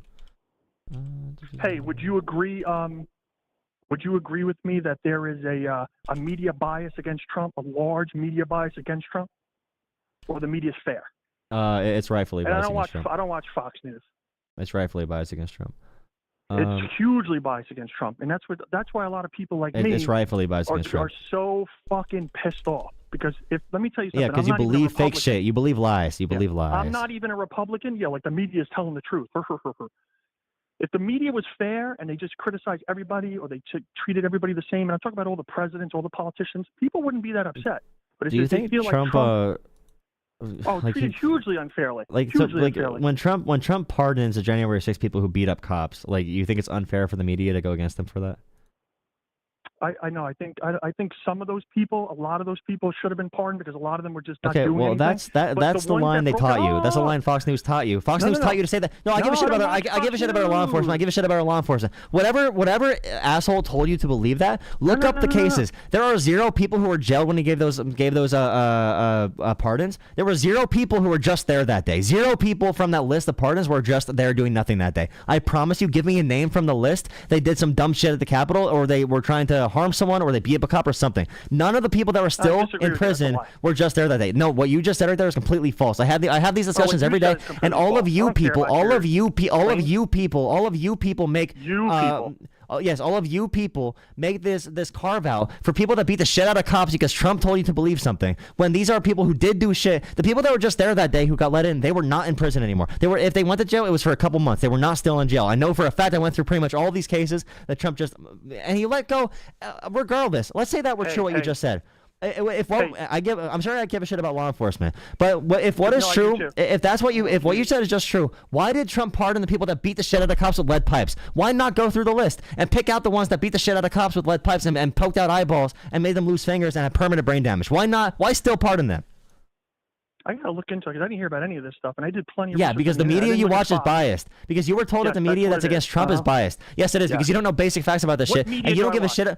You need to. I don't. You have all the fake talking points from them. Look up these actual cases. Do your own research. Don't go to the media. Go to the actual evidence go to the legal cases in courtrooms. Because the 2020 election as well, every case for the 2020 election, if you go and look at it, Trump lied his ass off. In Pennsylvania, there was no fraud. In Georgia, there was no fraud. In Wisconsin, there was no fraud. Trump challenged it. Arizona, no fraud. Every time Trump's team was brought to a courtroom to present actual facts, they had zero facts. So they turned to propagandizing in the media. The 2020 election, the fact that Trump says it was still stolen, it should be disqualifying for him to be to be out of a prison right now. He should be in a prison for the 2020 election. I actually agree with you, believe it or not. Now let's see how much you agree with me on. Do you think that we both know that after the 2020 election, and I think Trump lost the election illegitimate. I've always said that. Do you think that after the election, when Jack Dorsey, at the time CEO of Twitter, you know where I'm going with this, and also Mark Zuckerberg, the CEO of Facebook, came out and admitted that they were outside agencies reach out to them to suppress the Hunter laptop story till after the election, and also you had them. They testified that a lot of the FBI and other organizations were reaching out to them to suppress conservative voices on their platform. Wouldn't you say that that's election interference? So I've looked through this case multiple times. I've seen what the FBI said. FBI did not say anything about conservatism. They were lying. What they said, Zuckerberg lied on Joe Rogan when he said that. 100% he did lie. Because I reviewed the documents Meta put out. Anti-Trumper just made this stuff up. Yeah, because Mark Zuckerberg. Okay, but you have to. But you need to not be gullible. Because Mark Zuckerberg cares about one thing. Do you know what that one thing is? Do you know what the one thing Mark Zuckerberg cares about? Probably money. Yes, now, so he goes with whatever administration is in there. Hey, he blamed the FBI, but remember, he blamed the FBI for like censoring Trump. Zuckerberg did that before he even claims the FBI, before Biden was even in office. Like Zuckerberg lied his ass off about the timelines there. Well, we do know the Hunter laptop thing was suppressed. We do know that for a fact. Now, do you know why it was suppressed though? Do you know why though? Probably because they thought that if it came out, it could potentially hurt Joe Biden's chance of winning the election. No, okay, so what happened was, there was... it wasn't that. Go ahead, let me hear this one. Okay, I need to just talk to you just like directly for a second. Hey guys, listen to this fucking guy. I'm going to put on speaker. Hey, the fact that you're getting so riled up about this, when I just try to tell you like facts about how the case went down, is a bad sign for you. I got a lawyer on the phone. Come on, continue. No, but seriously, if you look at the actual documentation from the FBI, what happened during that election was, this is proven that foreign actors were spending money in this area, spreading disinformation and fake shit, just fake news. And they said to social media companies, watch out for potential sources of fake news. And Facebook and Twitter and all of them, they flagged the Hunter Biden story as potential disinformation. They reached out to the FBI saying, hey, is this story fake or not? And the FBI did not respond. So it was a private company's decision to censor the Hunter Biden story for like 2 or 3 weeks because they wanted to verify if it was a real story or not. But the FBI never, there's no proof at all. And if Mark Zuckerberg was telling the truth, I always say, if you have truth, bring the damn receipts. He never gave receipts for this. He has no proof of it. He made the shit up because at the time he gave a completely different story until Trump won because he wanted to kiss Trump's ass because he wants Trump to not crack down on him. So he wanted to just suck up to Trump for that purpose. But I looked at the actual facts for this information, for this case, and the FBI never said ban conservatism or ban like the Hunter Biden story. Damn, there's actually very little interaction. I know, but there's actually very, very little interaction from the FBI. Because if the FBI did say, for example, ban conservatism or whatever, I'd have a problem with that. I would not be okay with that. But I mean, it's hard to, as a social media company, they made decisions. It's all the private company though. There was zero directive right from the government. Well, you've done a hell of a lot more homework than I have. Now, the other thing I wanted to mention, I wanted to hear your opinion because I value your opinion. You actually sound like a smart guy. The Russian collusion thing. We'll take back. Yeah, no, I appreciate this because I think it's good. It's good that we could have conversations and de-escalate and have real conversations about stuff. Because I mean, the media does like on both sides. Absolutely. All They're media terrible, has this like terrible, they have us fighting each other over dumb shit all the time. Now, the Russia collusion thing, that went on for 2 years, and then obviously that created a lot of division. And that was kind of when I first started paying attention to all this shit. And it was on the news every day in, day out. And we know we did learn that Hillary Clinton found her campaign was fined some money for using campaign money for this Christopher Steele Russian dossier thing, which she fabricated. And after the 2-year investigation, they spent a lot of money, a lot of resources, and they kind of came out and said we have no evidence of one vote being overturned by Russian influence. But the media never came out and said, well, they never kind of like vindicated Trump for that whole thing. They never said, yeah, the Russia collusion thing was a made up thing. So what's your opinion? Do you still believe Russia definitely interfered with the election? That wasn't made up. Because that really hurt Trump to his first couple of years of him being the president. And I think maybe it was because they wanted to hang like a cloud over his head. to distract people from maybe what Trump was doing at the time? So you could look up one key reason this started. Do you know like Paul Manafort? Yes. Paul Manafort, and you could look this up and verify it. From 2004 to 2014, he was paid by Russia. Like, this is not a joke. He was paid by Russia. He was in Ukraine as a Russian agent, to push like pro-Russian messaging in Ukraine until the 2014 revolution, when the more pro-Western, more pro-freedom government took over. At that time, and the pro-Russian leader got ousted in 2014, and Paul Manafort actually left Russia. So he is tied to, Russia very closely, getting paid by them as an actual propaganda agent. He ended up like running Trump's campaign he was actually Trump's campaign chairman. So that put eyes on them initially, which I also think is, a cause for concern. If he's paid by Russia, which is a country that puts bounties on American troops and tried paying and arming the Taliban and other countries to kill Americans. And they've done they just bombed churches in Ukraine today on Palm Sunday. And targeted them and targeted civilians. So that's a cause for concern. But in the Russia case, what was not proven is that Russia worked with that Russia worked with Trump directly. Like, there was communication between the campaigns. That was never proven, but it was proven that Russia was spending money and putting efforts towards like pro-Trump messaging during that election. I think you might consider that, or most people might consider that election not interference, but election meddling. There's always been going on. But I think the narrative was, for 2 years in the media, of course, and this is when I didn't really have any skin in the game, so to speak. I didn't really care. It was like every day, it was like Russia, Russia, Russia. And I think this whole thing was peddled just for political reasons, obviously. Everybody even the media was in on it. They know. We know who owns and runs the media in this country. It's sort of like people, I'm explaining this stuff to you because I'm explaining to you why MAGA people, Trump supporters, are so angry, because they feel like Donald Trump came along and he was this outsider guy, and love him or hate him, a lot of people don't like him, but he was, who the people voted for. Maybe the people just thought they wanted something different, someone who's not a career politician, and it was just, he was under attack. Do you respect someone like do you respect like a Bernie? Like, do you respect someone like that? I don't know much about Bernie, but I would like Bernie to get a term. I've always said I would like Bernie for the last 8 years. I've always said, let's give Bernie a chance. And of course, the Democrats didn't want him in there, but let's give Bernie a chance so he can maybe push. And I don't think 4 years will be enough, but he could put his socialist policies or whatever they said he does, Democrat socialism, whatever it is, so we can see how effective these things are. Because you never know. I don't know anything about that stuff, but maybe that would be a better way to run. Like, getting money out of politics is really big to me. Like universal, we don't need Bernie's model for it, but some kind of universal healthcare. We're the only country in the world that pays so much for healthcare. We don't cover people. We have companies screwing us over. Some type of healthcare system that, I don't know. When we're ranked, like, we spend by far the most money on healthcare. I think we spend like $13,000 per person on healthcare.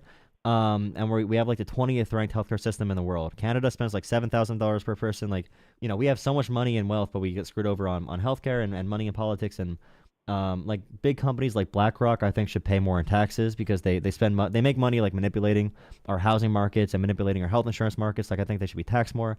And that's one of my big issues I have with, like, Trump. And I understand the urge to want something different, and like, Obama promised a lot of this stuff too, right? Like, Obama promised to get us better trade deals, to get us get money out of politics. Like, Obama spoke about all this, but he didn't really deliver. And I think there is a hunger for it. The issue is the next person with that message right now in the Democrats is probably going to be AOC. I think she carries a lot of the policies Bernie does. But she's someone who was actually a normal person. She wasn't like rich to start off with. She came from being a bartender. She comes from where I grew up. It's right around my Park in the Bronx. Yeah. So like, she's gonna be the person with the anti-money politics. Like, her and Bernie have taken $0 from corporations their entire careers, and she's been in Congress like 6 years. Her net worth is $30,000. She's the poorest member of Congress, and it's like that's like the cleanest you can get away from big money. Now, do you see, we're 4 years away roughly from the next election, do you see someone like AOC being the prominent Democrat person? Or do you think the Democrat Party themselves would want to put her up there, and that's who they want to lead their party? I don't think they will, and I think that's the exact reason why they need it. Like, they were in Utah today. Her and Bernie were in Utah today in a off year having an event. And like they had like 25,000 people in Utah in an arena. They had 5,000 people outside that couldn't get in. And I think like she's popular enough with a lot of people, and I think it'll look really bad if these elitists come out and they're like, wow, she was a dumb bartender trying to be It's like, I think that'll have the opposite effect. I think that actually really help her politically when people start attacking her for being like a normal person, you know? Yeah, she had a big crowd in California, if I'm not mistaken. It may have been yesterday or the day before. Well, I'm not a big AOC fan necessarily. I'm not going to say I am. I haven't done too much research, but I can't say that she doesn't have a base or a popularity. So it should, hey, I'm sorry about all that yelling at you. It was nothing personal, man. You sound like a smart guy, and I respect that. No, it's all about. I mean, you know, I grew up in the coal region, middle of Appalachia, pretty much. So I'm used to the trash talk. So I appreciate the call, man. I appreciate the conversation. No, I think we can. You too, man. You know, yeah, we need these conversations. You know. Absolutely. Once we get all that anger out and all that stuff, and then we start talking sense, and it's healthy. Hopefully, we can do more of that in the future. All right, yeah. Thank you for calling in. Hope you come around the channel again. Have a good night, man. Absolutely. You too, brother. All right. Yeah. I love America, dude.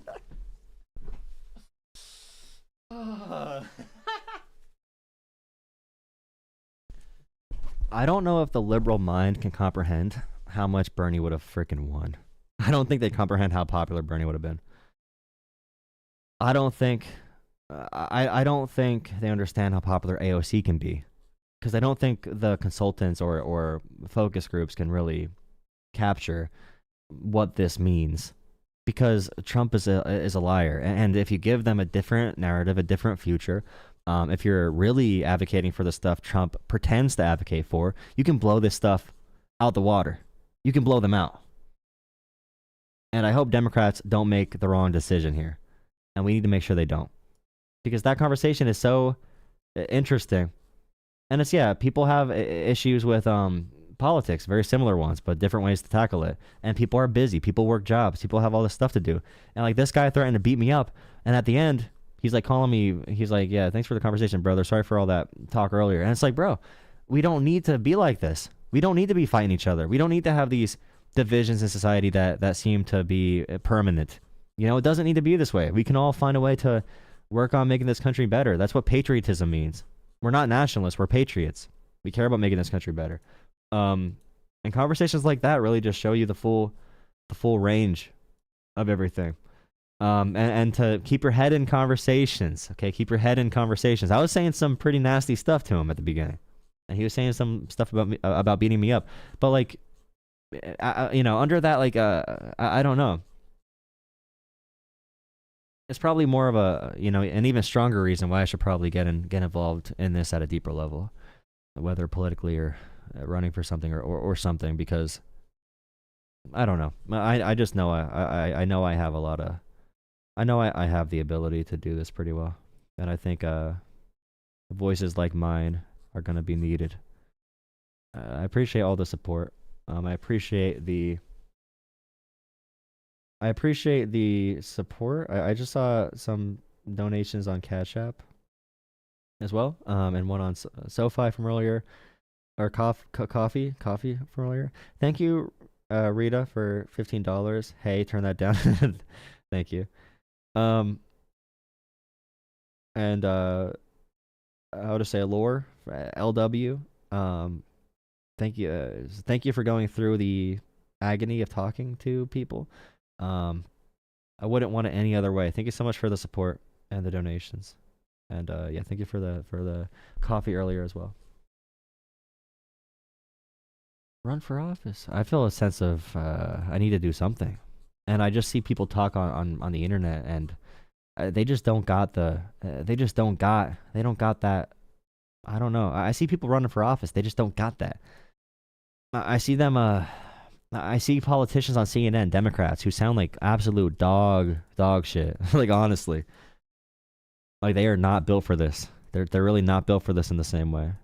But the issue is I don't know what the hell I'm doing. I don't have any connections. I don't know how to fundraise. I don't know how to run campaigns. I don't know anything. So it's gonna be a crash course for me. And I'd be truly starting from the direct bottom, from directly the lowest position you could possibly start from in politics. But I do think support would come in pretty strong if I do get out there. So AOC, Sanders, you're loving that socialism. You know what? I do love getting money out of politics. I do love getting people health care. I do love banning congressional stock trading. If you think that's socialist, if giving kids school lunch is socialist, then you're just a beta male, and you should go cry somewhere else, dumbass. Okay. Let's look at this real quick. I'll talk to this guy really quick, just for fun. Hello, sir. Hi. You're waiting here, so I wanted to chat with you quick. All right, how you doing? Doing all right. How about you? Not bad. I am a Trump supporter. I voted for him last election, and I have a bad feeling to vote for him. I don't like his policies of deporting illegals without looking for if they're, providing to the economy. Like, some illegals are not bad, and I don't like how Trump just deports. If you're illegal, he's going to deport you. I think there should be like a system that, they would look at you first and then see if you're like a good person in the country, not committing any crime. Yeah, like that one guy that was sent there, right? There's a few examples, not even deportations, but to that El Salvador prison, and they've been pretty cocky about it, claiming these are gang members with no due process, and you find out later they were seeking legal asylum away from gangs, escaping gangs to come to America to try and be a part of our American freedom legally through ports of entry that were assigned to them, and we're treating them like garbage and sending them to a death camp essentially in a third world country. And I appreciate you looking at that and being like, this isn't right, because there should be due process. I've met people that are illegal in this country, and they seem like very honest people. They're scared to be deported because they've already been here for maybe 10 years. They have their house and all that, and some of them don't need to be deported because some of them are actually like helping the economy. Even though they're illegal, they're probably working jobs that like people that don't want to work, like working in the fields. I don't think like the average white guy is gonna want to work in the fields. Well, it's not even just that. Like, if you're here and you're like most of these individuals we're talking about are like visa overstays, and we've been telling people we're gonna fix the immigration system for how long? Every president, like, we're gonna make a path to citizenship. If you're here benefiting the country, they're members of our community. Their kids grew up here. Like, we deported a 10-year-old girl with brain cancer whose parents were working jobs in America. Like, why the hell are our taxpayer dollars going there? And why are we going after the freedom of speech of college kids because they're on visas who, like, we're deporting researchers. Like, there's a researcher that was from Russia that escaped there and was researching how to reverse the effects of aging in America. We're deporting that person potentially back to Russia to be jailed and probably killed. And it's like, why are we spending money on this? Like Elon Musk, for example, I don't like how he sits in those cabinet meetings acting like he's elected. I know he's a billionaire, but those cabinet meetings are for people that are elected. That's making Trumpers that I know feel uneasy, although they support Trump, because they're, most people are against money in politics, even if Trump lies about being against it most of the time, or all of the time. But I don't want to be too whatever. But most people are against money in politics, and that's just so blatant. They talk about George Soros, and it's like I think Musk spent more in this one election for Trump than George Soros spent in his entire life in politics. I'm not sure why we keep, like, if we want to ban all money in politics, that's great. But if we're going to play party politics with it, like I call out Nancy Pelosi if she does stock trading, that's weird. I call out Kamala Harris for going to weird fundraisers. I call out the Hakeem Jeffries, Democrat House leader, for going to fundraisers. So I call it out on both sides. I'm against big money in general, which is why I prefer politicians who do small dollar fundraising. And especially with the conflict of interest with Musk too, organizations and federal agencies investigating his companies for fraud and abuse. It's funny that he's looking for waste, fraud, and abuse, although he's reported none of it, when in reality he's killing agencies that were looking for fraud and abuse from his companies, which is a big conflict of interest. Yeah, that's true. Yeah, I believe that the only reason why Trump really won the election is because Joe Biden was, I guess the real truth is he's too slow. He's old. Yeah, that's true. I agree with that. They didn't have a real candidate, so the only option was to vote for Trump, because Kamala Harris, I mean, if you look at her election results, she didn't really seem like she really had a good backing. All of her rallies were I mean, it's true. People were paid to go to her rallies, and I believe I don't know if that. I've been to a lot of rallies where they claim there's paid protesters. I have not met any. I'll let you know if I do. I wish I can get paid to go to protest or get paid to go to rallies, but I have not. I promise you, if I find something like that, I am very entrenched in this stuff. Honest, I have not had any examples. One of the reasons why I hear it is because I hear on the news channels, and the news isn't always telling the truth. Yeah. The one thing I would say is that the paid protester thing is interesting. Although Kamala was not that popular with swing voters, people who are super involved in politics were excited when she replaced Biden because Biden was a definite loss and she gave a chance. And all the stuff with Trump violating due process, Project 2025 had that in it, and how to overthrow federal agencies that were even firing veterans from the VA and everything, and cutting veterans' healthcare and firing just federal workers that are working on kids cancer research, which is insane that we cut that. That was all warned about along the campaign, and Trump said he was going to violate due process for immigrants, and the media didn't report on it, left or right, really. But that's why so many people were excited about Kamala, not because they did not like her, but she was the only option that could give us a spark of hope in winning. But I definitely agree that the Democrats put forward terrible candidates. And I hope they put someone forward like a Bernie, who I hear people say they might not like Bernie, but they know he's genuine. I believe that Trump he's a good politician, but he has his own policies that don't really align with the United States. Example, deporting all the illegals, even if you've been a good person, they're still going to get deported. Yeah, people don't like that, right? People do not like that. I think most illegals are not criminals. I mean, some of them are, but yeah. Why are we spending resources going against innocent people when there are criminals out there to go after? It makes no sense at all from any level. And imagine if Joe Biden deported Jordan Peterson for being against pronouns, and now they're going against they're deporting college kids for saying for writing op-eds that are mildly against Israel or against the war in Gaza. Some of them are protesting for Palestine. I didn't know it was illegal to protest. It's not. It's not though. Freedom of press or freedom of I would argue they're violating rights. It's a complicated situation because they're just claiming they are security threats or supporting terrorists with no due process and no evidence, right? But they're using an abuse of authoritarian powers, which was in Project 2025 that Trump lied about knowing about, although he's following it to a T. They're floating using the Alien Enemies Act from the 1700s, and they want to use the Insurrection Act possibly to do martial law. And it's if he does martial law, I'm hoping there's a huge pushback against it. Yeah, right.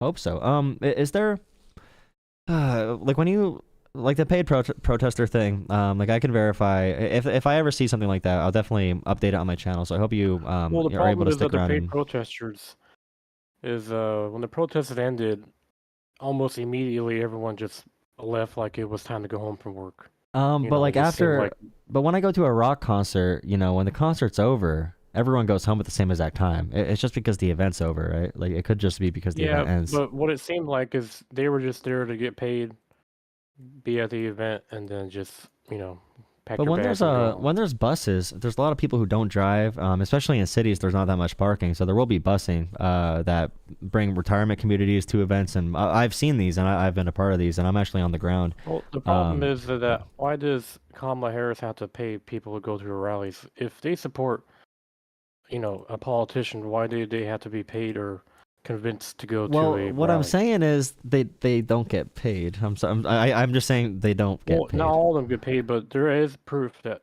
some rallies were. There's some campaign workers. Yeah. But there's not viewers getting paid. Because I knew people there's overflow to these events. There's when I went to Philadelphia for the rally, there were 5,000 people who couldn't get in. There was a lot of people there. Unless if they're paying extra people, they're wasting money then. Because a lot of people got turned away. There's huge excitement for these events. I'd recommend if there's an event near you, I'd recommend even if you're against it. I think it's good to hear all sides. I mean, I've been to Republican events. If I know Bernie and AOC are going to red states and blue states, they're going through Utah, I think Montana and everywhere. I would recommend like going in person, like maybe talking to some people, just saying, you're looking, you just want to learn more. If you meet anyone that's an asshole to you, just like disregard them. We can move on to the national debt. Sure. So when Joe Biden was in office, he paid all these nonprofit organizations, and I've heard billions of dollars for no reason. These nonprofit owners, or I guess CEOs, bought themselves mansions, so many cars, and I don't know why the Biden administration paid these nonprofits billions of dollars, and then we're not paying for all these veterans that have no housing. So it's not very fair that some people are getting paid billions of dollars, but we have people that are homeless that can't even get like $1 from the government. The only minimum is they can get the welfare that's provided by the state. Well, I would say that so Biden had one of the largest increases to the VA in American history when it comes to their like staffing and everything, and Trump is going back to 2019 numbers, so he's going to cut all the workers that Biden added. Trump just cut off funding for North Carolina. He cut off FEMA funding from North Carolina, the same place he used for politics. He said Biden did not want to help them. Biden gave full funding to North Carolina. Trump is cutting off that funding. And on USAID or like supporting these other organizations, USAID and foreign aid in general, all foreign aid made up, I think, 1% of the total budget, or maybe less than 1% of the total budget, for the federal budget. So if you're talking about some contracts that went to the wrong place, private businesses, Amazon, Microsoft, Google, they all hire a bunch of contractors and consultants for different jobs. Is every contract going to be perfect? No. But we have good evidence to prove that, the government, or like Social Security or Medicare, the fraud rate for those is much lower than any private industry. So any like huge operation, there's a chance some money's going to go to places that like maybe you don't like. Different administrations spend money in different places. Maybe some organizations do different work in different areas. Like some NGOs will be media organizations. We actually killed NGOs that brought free press to China and Russia and other authoritarian countries. And I want to fund things like that. There's some things that we can disagree with. But having it be such a small part of the budget, foreign aid, we should just pick which things are good and which things are bad. I don't think we should have killed, all of USAID. With that. All these federal workers were hired because of the DEI policy. Because a lot of veterans apply to federal jobs, and I think it's the 1943 Veterans Act, where if you're a veteran, you have, you get first in line if you apply. Oh, do you mean DEI as in like everyone gets hired, like veterans, or if you have a disability or anyone? No, DEI is something that should have never happened, because it was a big problem. Okay, so on DEI, when it first originated, what they mean by diversity, equity, and inclusion, when it comes to like black people, for example, or race issues, no one believes this number when I tell them, but I work within groups that talk about DEI, and less than 10% of DEI is like race based. Most of it is based on veterans, based on like women opportunities, based on I was a DEI hire to one of the colleges I went to because I was from a poor rural area. I was a poor white kid from a rural family, or Appalachian, coal town. So I was able to get into a college. They took that into account. They said this kid had a pretty shitty upbringing. We should give him a shot.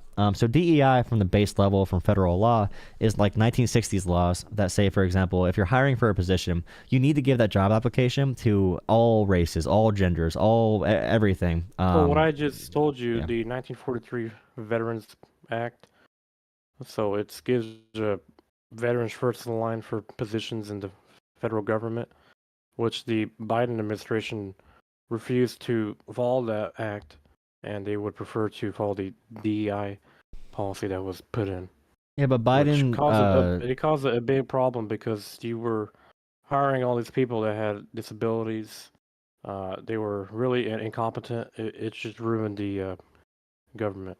It just ruined I would everything. just be careful when you say that. And you could say something too, DJ. But like Yeah, go ahead. I'd be careful. Just be careful when you hear media stories to connect them to like what facts we can connect to, like the air traffic controllers. Like for jobs like that, like I know Trump blamed DEI on that, but you have to just imagine, like, would they put someone with a disability who could not do this job safely, that, you know, saves people's lives or keeps people safe, if they can't actually perform that job? Or if, like, would we send someone into combat who cannot fit the requirements for combat? It's like we don't actually do that. Like that, there's no examples of that happening. We would not put someone who's incompetent in these positions. But I'll let DJ expand on that, so I have some break from talking. With DEI. There's a lot of firefighters that get hired. You know, they go through the academy, get hired, and then they got to do the job. A lot of them were DEI, and they were like refusing to do their job. Like, there was a good example. There was a firefighter who was stuck inside of a building that was on fire, ready to collapse, and there was a DEI firefighter outside of that building who refused to go save that firefighter, and that firefighter died because of the DEI policies. Okay, for the chat, we have one of our mods in the chat as well, DJ in Discord. If you want to join Discord, DJ's in here. DJ is our modern philosopher, aka philosophy student, undergrad, who's very intelligent, the smartest person in America right now. Please stop it. I was the Walmart troll caller. You knew that, Jolah. I know. Yeah, it was good. It was a good bit. I'm gonna post that to TikTok. Charles, could you describe one of the provisions of like one of these policies? The provisions? Yeah, like what are one of the things that these policies do? Like, what does it say in the policy that results in this hiring bias? So it's to create a fair workplace for everyone. You know, it was pretty much it's aligned with the EEO policy. You know, the equal opportunity employer. Yeah. That's what it really is. You know, to give everyone a fair chance. But I believe that it was abused. It was abused because of people's race. You know, people's disability. So if I'm a person who doesn't know anything about this, what would you show me to indicate that it was being abused? Yeah, let me get that document. I have a couple notes I have saved. Sure. Just give me a second. If you want to talk while I'm getting my notes. Yeah, I'm just curious. Because if they were doing something like direct affirmative action, where it's like, we're gonna actively weigh your race or your sexual orientation when determining whether we should hire you, then I would say there's valid reason for concern about that. But as far as I've seen, that's not what DEI policies do. But I'm not super well read on this. So if you have something that indicates that... No, you're right. Yeah. You're right, what you just said. You know, the DEI is supposed to be unbiased for a lot of people, you know, to apply for a job or work for the federal government. But it was really abused. Like, let's say, I'm not racist, but let's say you're a black guy who applies, let's say, to become just work for the government, and then you have a veteran who served, let's say, 20 years in the army or something. They would prefer to hire the black guy because they would consider it racist to not hire him. That's why it was really abused. It was really abused. Wait, so when did this happen? It happened all the time during the Biden administration. I mean, you can look at a lot of people that were appointed, like in the cabinet, people that were like really didn't know what they were doing. That's one reason like the Biden administration failed, because they were hiring people in the federal government that just had no idea what they were doing, and then they had people who knew what they were doing, who had experience, but they would prefer to follow their DEI policy. You know, I'm my fingers. Yeah. Do you have a name for, like, I don't want to put you on the spot. I don't have a name. But is there okay? It's happened. It happened like for the 4 years that he was in office.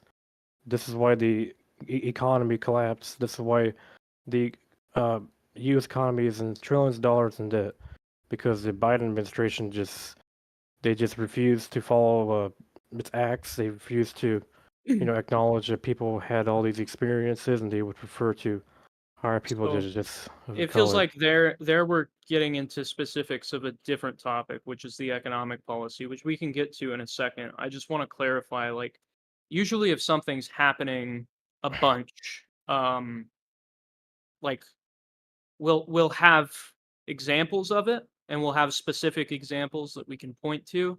But what I'm getting so far is just this broad feeling that if Biden's administration's economic policy was bad, it must be because of DEI hires.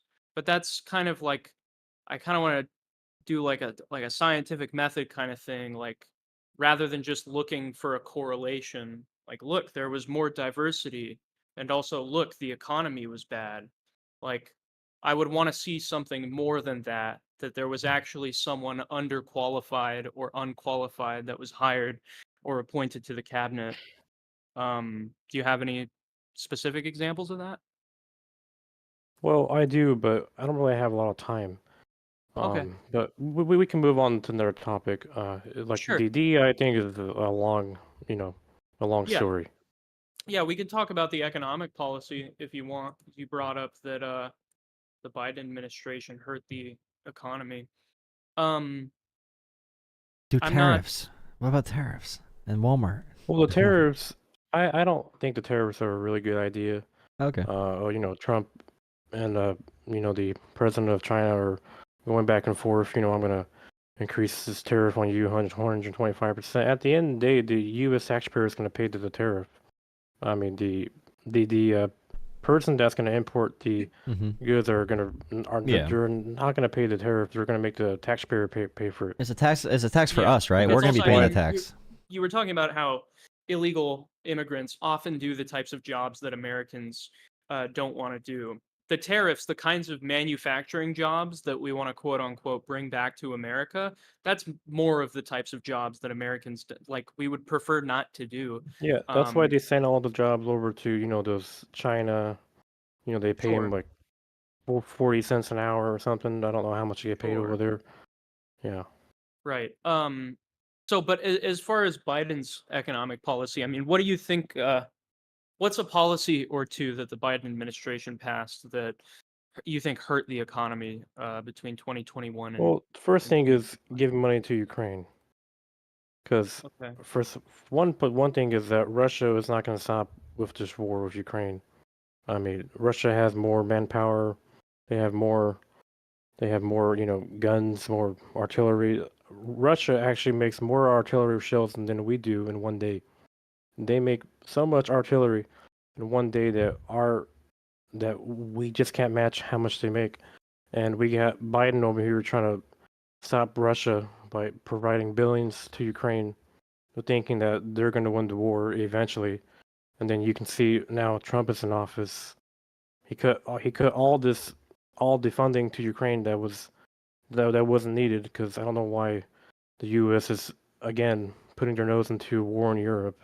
If our country has our own problems, we're trillions of dollars in debt. We have a massive illegal population. I don't know how many millions, but Biden was worrying about other countries giving money, billions of dollars to other countries, like including non-profit organizations. The Veterans Affairs would just collapse because the Biden administration refused.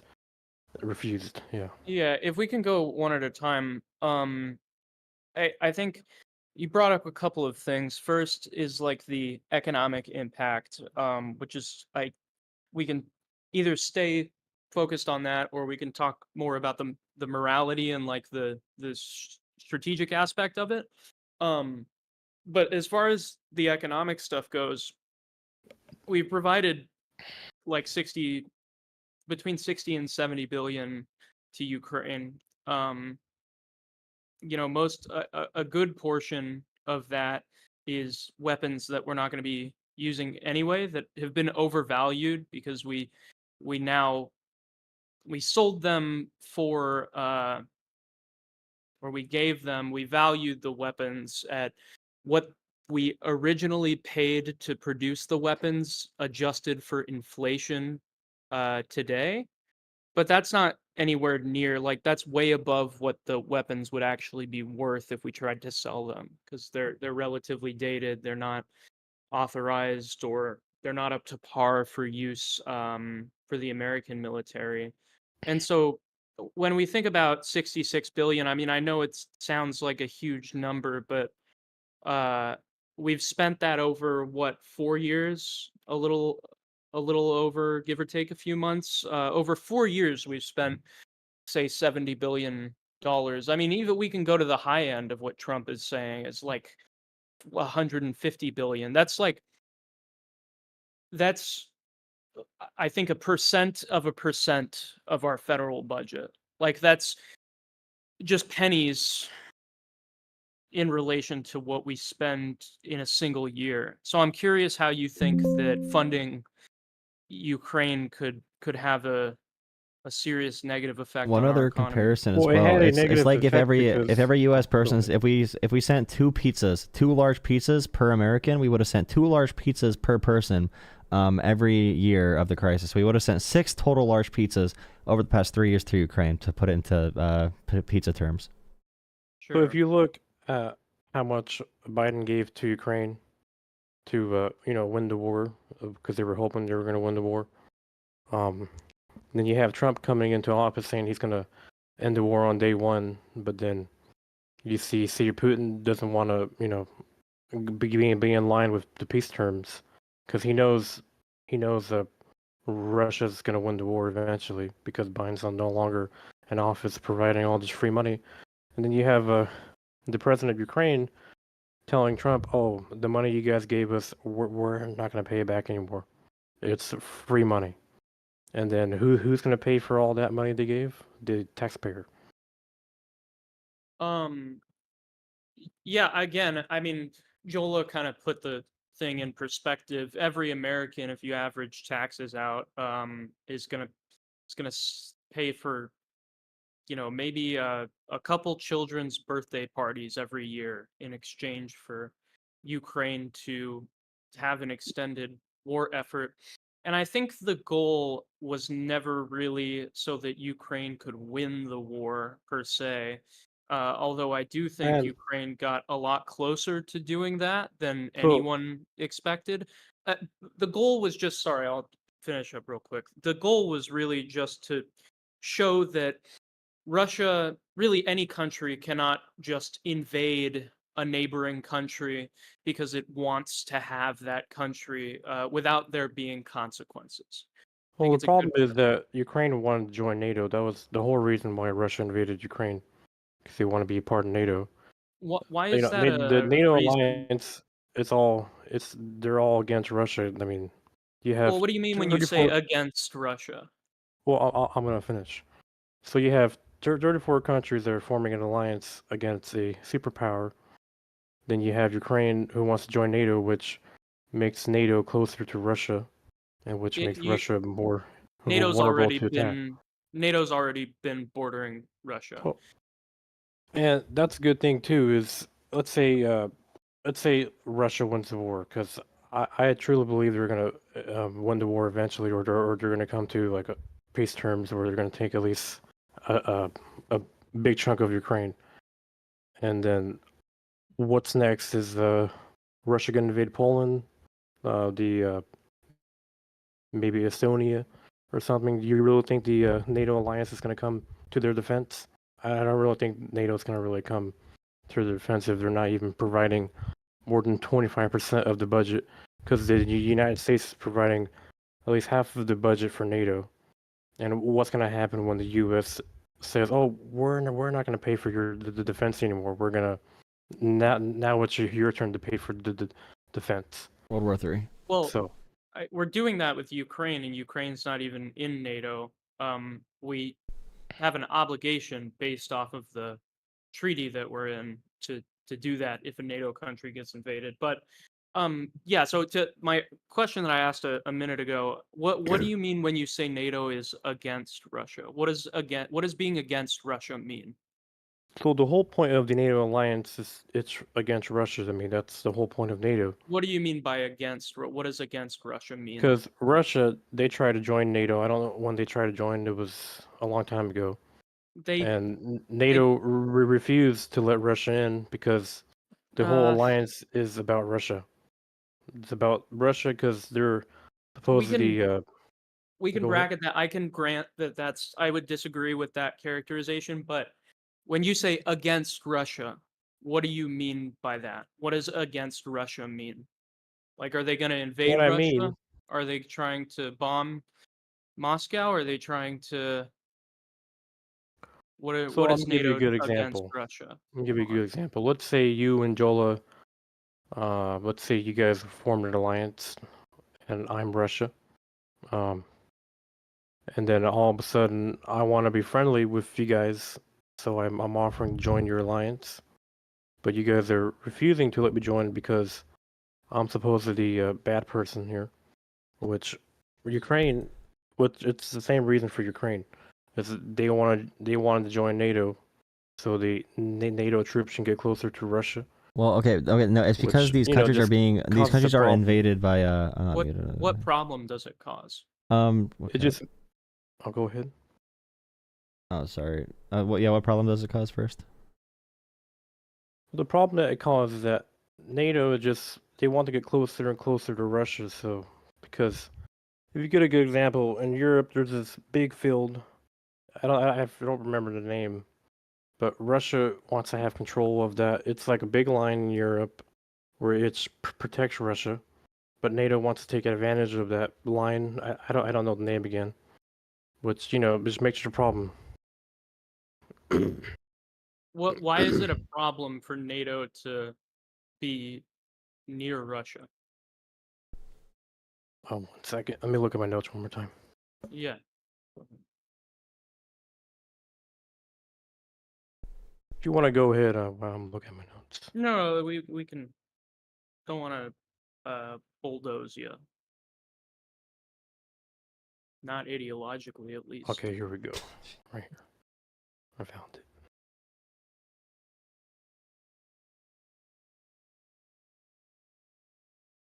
So NATO, let's say, for example, Putin, I think he said in 1997, I believe, was there 1995? He was saying that NATO is a threat to Russia, and he demanded that NATO withdraws all its troops near the line that I told you, but I can't remember the name because it's been like 20 years since I've looked at it. And let me go scroll down on my notes one more time.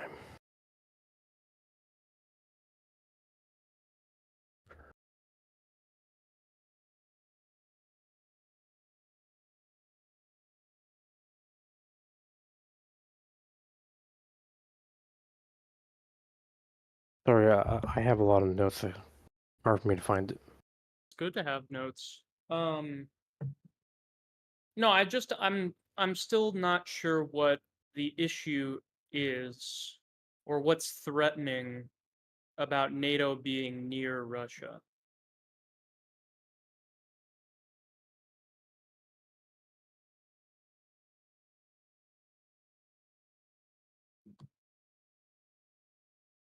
I have it right here. I'm just trying to find a good part. Yeah. Because I just think if you have two competing spheres of influence, right? You have sort of the EU and America, and then you have Russia and their allies. It should be up to a country that's in the middle of those two sort of spheres of influence. It should be up to that country to freely decide who they want to work with, right? And so if a country like Ukraine decides that they want to have an economic and military alliance with the West instead of Russia, I'm not sure how that's threatening to Russia. I don't see NATO saying anything about. So you see all the past presidents, before Trump, Putin just, bullied the United States. They invaded Georgia in the 1990s because Georgia wanted to join NATO. And Russia said, "Oh, that's not going to happen. We're going to invade you." so we can prevent that to happen. And now you see Georgia now has occupation of there's troops in Russia and Georgia because of this. And the same thing with Ukraine. They wanted to be like Georgia. Oh, we want to join NATO. And then here we go. Russia says, oh, that's not going to happen, so we're going to invade you. And at the end of the day, why is it bad for them to join NATO, though? Well, it's not bad for them to join NATO. Just why is it bad for NATO Russia if Ukraine joins NATO?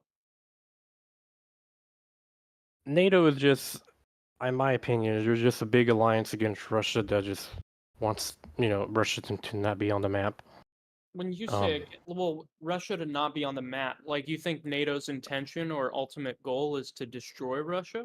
So the whole intention of the alliance is to be against Russia. We have 34 countries in NATO, I believe, there are aligned against Russia. You keep saying against Russia, but I don't know.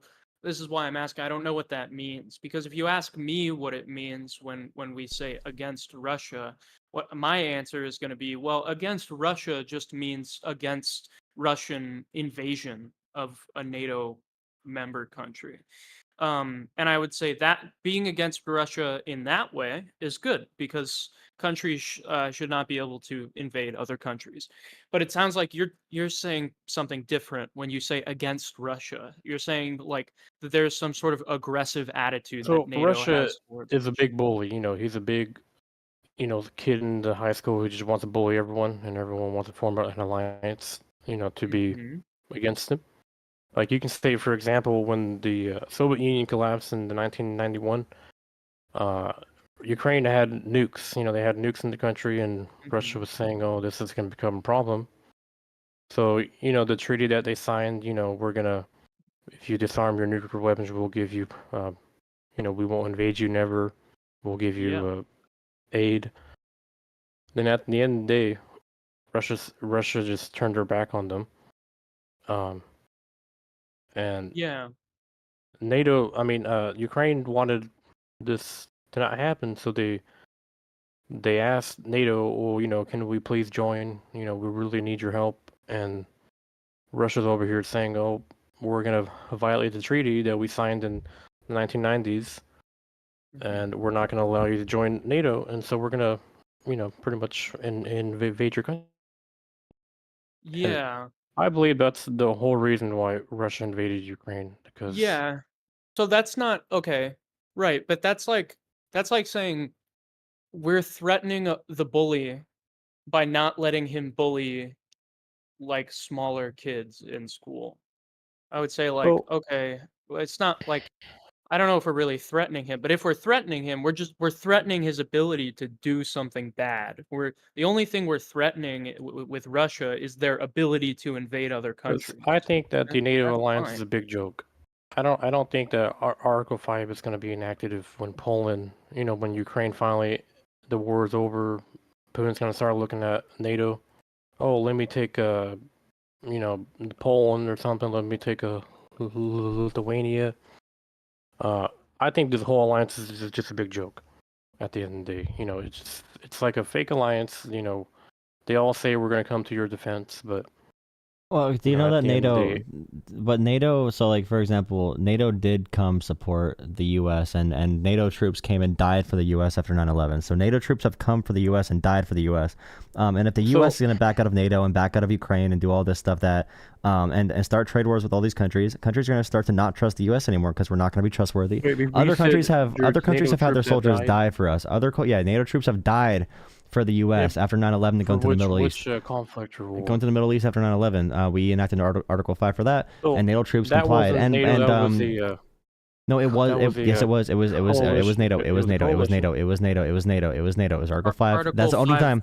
That's the only time Article 5 was used. The only time Article 5 was used. And if you're going to say that we're not going to back up if they go into Poland or if they go into the EU, that's the same logic we have. When we appease any dictatorship that's going to keep on expanding, we're just telling the entire world we're not going to support any stability. We're being more pro-war because it's all going to devolve into crisis. So, like, the big question would be, at what point of Russia going through Europe would you say it's worthwhile for the U.S. to, especially, China is helping fund Russia. North Korea is helping give manpower to Russia. So at what point would you say... At what point would you help support?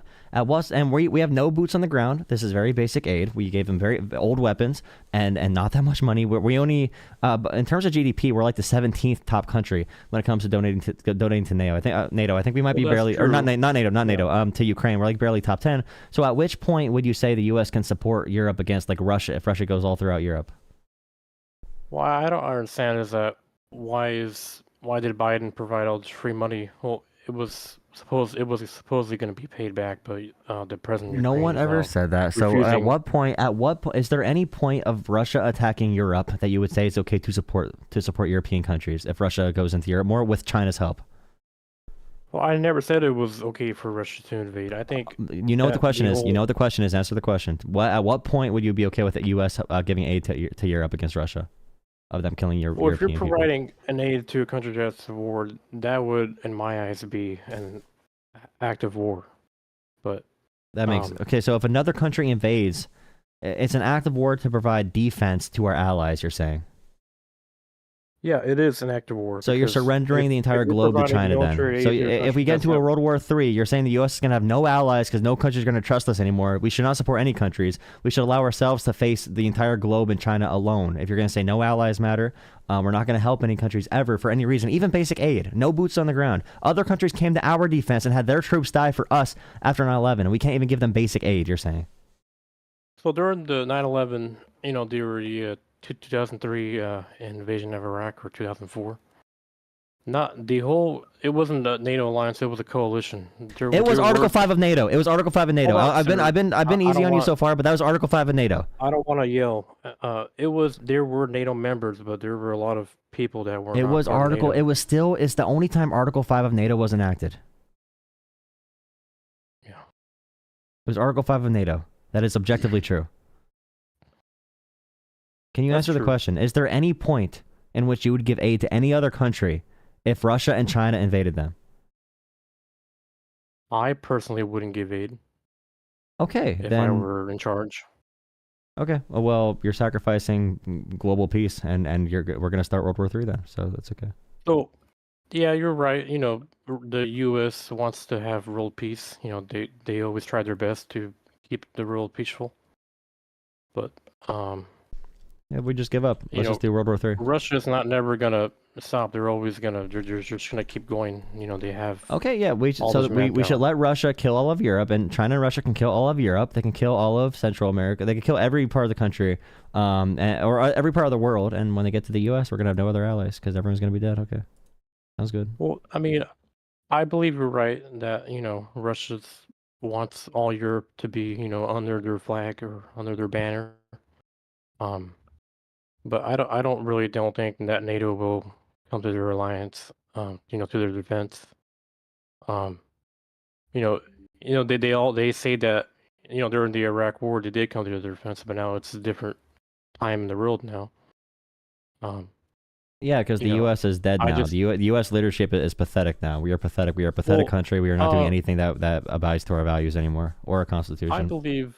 I think you're right that Trump is he's a politician.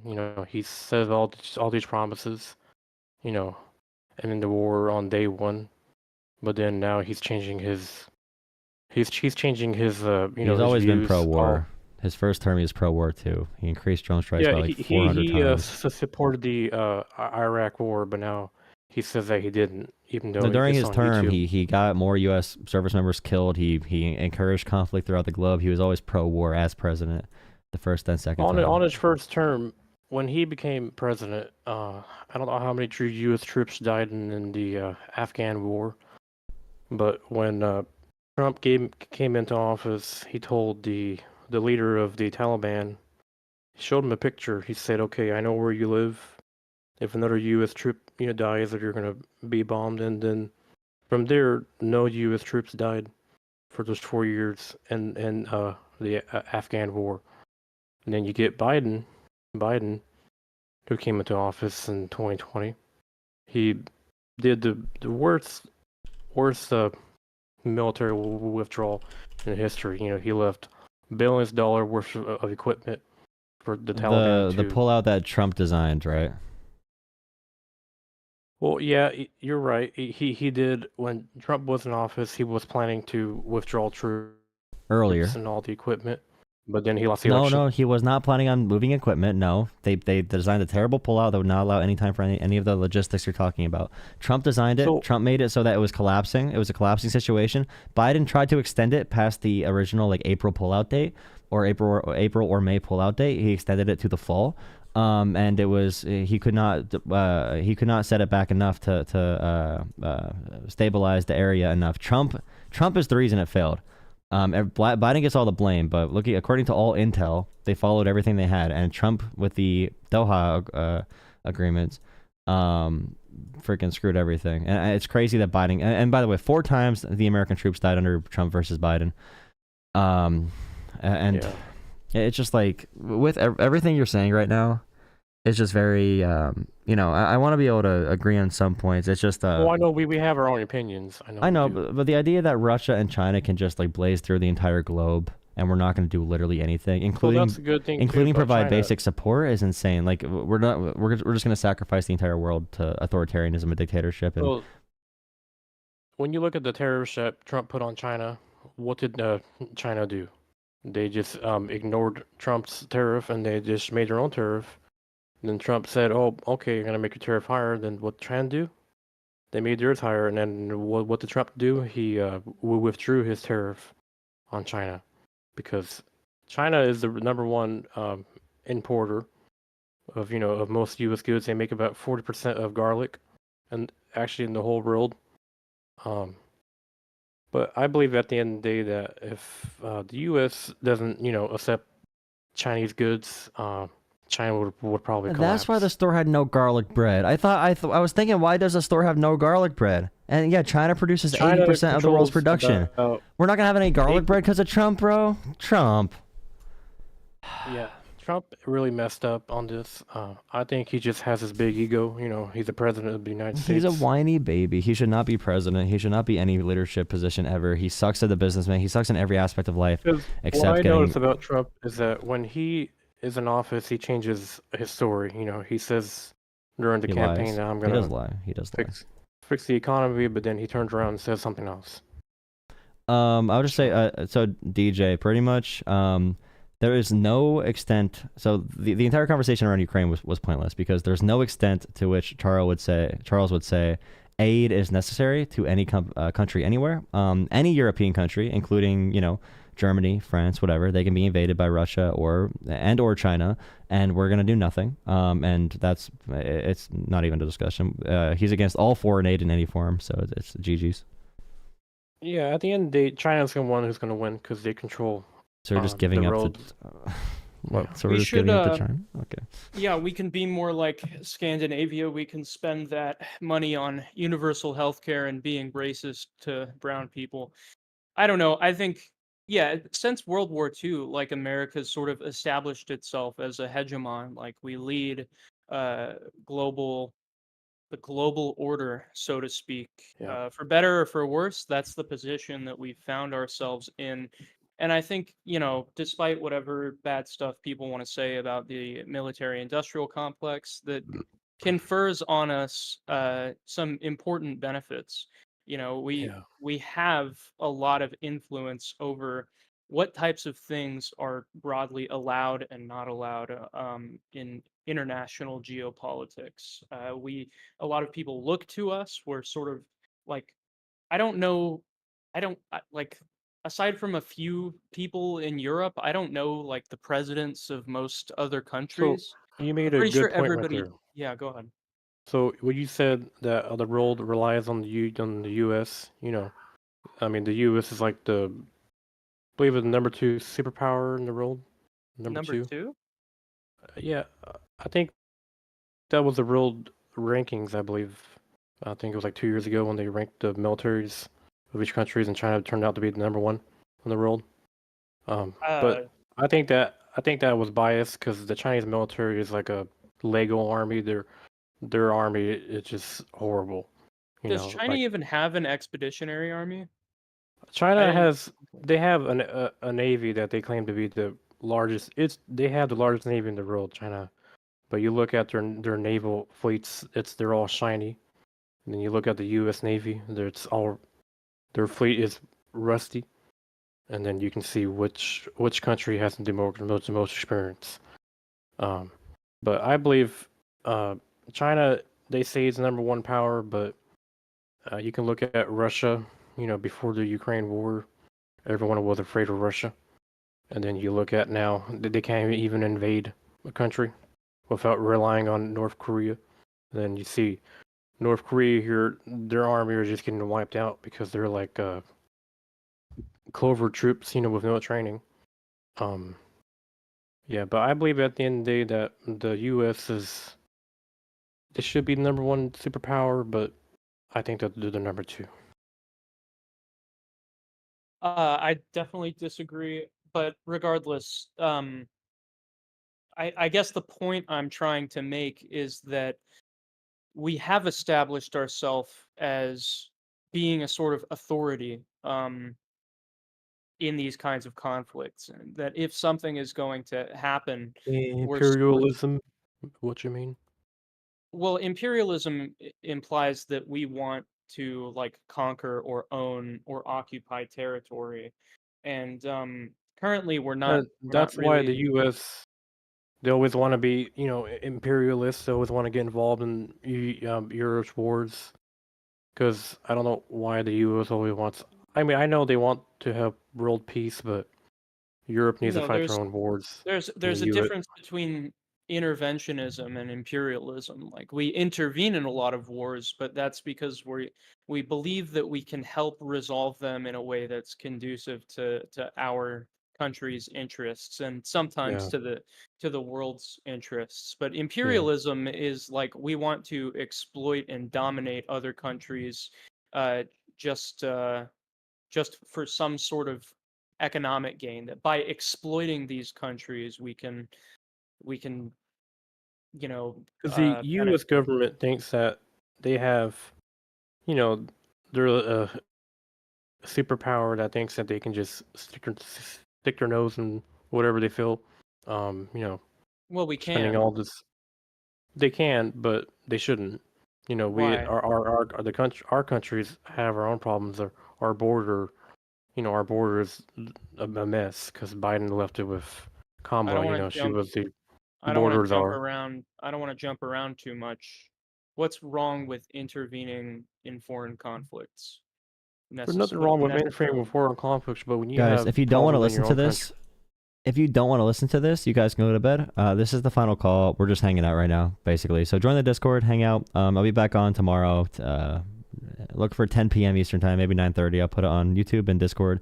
See you guys tomorrow. I'm going to let this run for a little bit. I'm going to let this conversation go for a little bit, but have a good night. If you don't want to listen to it, don't listen to it. Go to bed. This is the end of the stream, but I'm going to let them talk for a little bit on stream. Okay, I'll still be here. I'm going to be reading. I'll be reading the chat. I'll be reading chat too, but join Discord. I'll let them talk. Okay, have a good night, guys. Thank you so much for liking, subscribing. Thank you for the donations. Thank you for all the support, guys. See you tomorrow. For him, and you see me doing that, and you say, stop helping that homeless guy. I'm like, why? You say, there's a homeless guy 2 blocks that way. You could be helping him. Shouldn't you help him? You could. And it's like, okay, yeah, well, I can do, I'll get there. I can do both of these things. It's gonna happen eventually. I have a friend. I can go help this other guy 2 blocks down the street. But it's like, both of these things are good things to do. Like, a good type of intervention, and not all, maybe not even most of America's foreign policy intervention has been beneficial to everyone, but I think it's preferable to something like Russia or China, what they would have done in the same situation. And it's like, we can do that and also focus on the domestic issues. I don't think that the reason we're allegedly not addressing these issues is because we're just so focused on sticking our nose into foreign affairs. I think it's because there are real disagreements over how to address these issues. Be a third world country, to be honest. Like, you see our airports. You look at the airports in Saudi Arabia, airports in the Middle East. You can see they look beautiful, and you go to JFK International Airport. We're a third world country? Well, it's become like that because Biden just ruined our economy by sticking his nose into world conflicts, and just sticking his nose into world conflicts by pulling out of Afghanistan? No, I don't think. Again, it's just not. We have a budget that Congress passes, and it's not like we have. Oh, here's how much we can spend, and let's choose between foreign policy stuff and domestic policy stuff. No, we go on a case by case basis. We say, here's the policy. Is it something we should allocate funding for? And then we say yes or we say no. And we answer each of those questions about each policy independently of every other question. So if we want to do both of these things, we can do both of these things. Doing one does not disallow us from doing the other. I would, but I don't have a lot of time. But I really appreciate you guys letting me debate today. Yeah, thanks, I bud. truly regret voting for Trump. I think there could have been a better candidate in the party. Like maybe Ron DeSantis or Dr. Carson would have been a good candidate. I'd kill for either of them. I would too, but they'd rather choose a guy who has has all the support. Yes. But yeah. All right. Well, thanks for chatting. Okay. Hope to see you around in the future.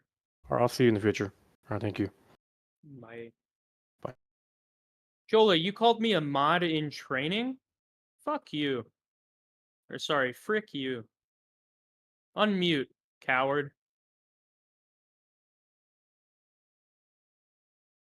He's not even here, is he? Check stream. He's not at the keyboard, DJ, but I was offended for you. The person talking to the caller is DJ, a Discord mod in training? This Yeah, that is really offensive. It's slanderous, even. I came into this world trained, okay? I was coached, okay? I have connections with you-know-who, triple parentheses. And I'm well trained, all right? And I'm well equipped, and I think the conversation I just had speaks for itself. But thanks for the stream, Jolah. Welcome to the team, DJ. Welcome to the stream, Kate Ion. Thanks for saying welcome. Vandred wants me to entertain you. What do you want me to do to entertain you, Vandred? I don't know any card tricks. I misspoke. Fuck. I am not a trained Marxist. I'm a trained social anarchist, which has nothing to do with economic policy. Well, I don't know. I am actually Eon Hand. I am Jolah's microphone. Trans women in sports? I don't know. I don't care about women's sports. But no, I think up until like varsity high school sports, it probably like biological advantages don't really matter because like middle school sports is not about competitive advantages and stuff. You're not going to be winning medals that are going to determine your future. It's more about like being on a team and learning to work with others and getting active and everything. So until then, I would say I don't care. Let a person play in whatever division they identify as. But like varsity and beyond, like NCAA Olympic stuff, I don't know. I think we created women's sports to, I guess, deal with or correct for the biological advantage that a male puberty confers on a person. So I would say no, keep the trans out of the Olympic and NCAA sports. But well, I don't know how to get us viewers back because it's not my goddamn stream, and I can't pull my face up. I know part of the reason, I know the reason half you guys watch the stream is just so you can look at Jolah, and I understand it, but I can't show myself. I can't get Jolah back, so kind of rough. It's not my fault if we're losing viewers. I don't get paid. But Jolah Yeah. said it was end of stream anyway. If you guys are sitting in the comments and you're a member, join the Discord. Come on, come join the conversation. You can come yell at us and call us woke lib cucks. Yeah. I am a woke lib cuck. I take pride in it. Gay pride. They just want to talk. They don't want to have a conversation. They're scared. Let's see. They're scared. Did you guys hear the conversation I had with the one guy that threatened to beat me up?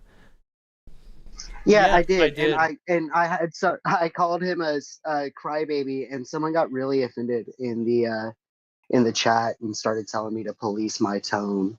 It is offensive. What do you think about the whole the whole movement between calling I said some pretty crazy as far as online trash talk goes. I was saying some pretty crazy stuff about him doing like tricks on it. But then at the end, how it ended. Take the in training out, please. He was though. I mean, I'm not gonna lie, he was. Remove the in training, please. What do you mean in training? Get it away. What does that mean to you? DJ, a Discord mod in training? Come on. Stop. Don't do that. But yeah, no, that was crazy. I really liked every time you started to make a point. He was, here we go. This is why I don't talk to you. This is why I can't have a conversation with you people. It's he you peopled you. And then he got mad at you for you peopling him.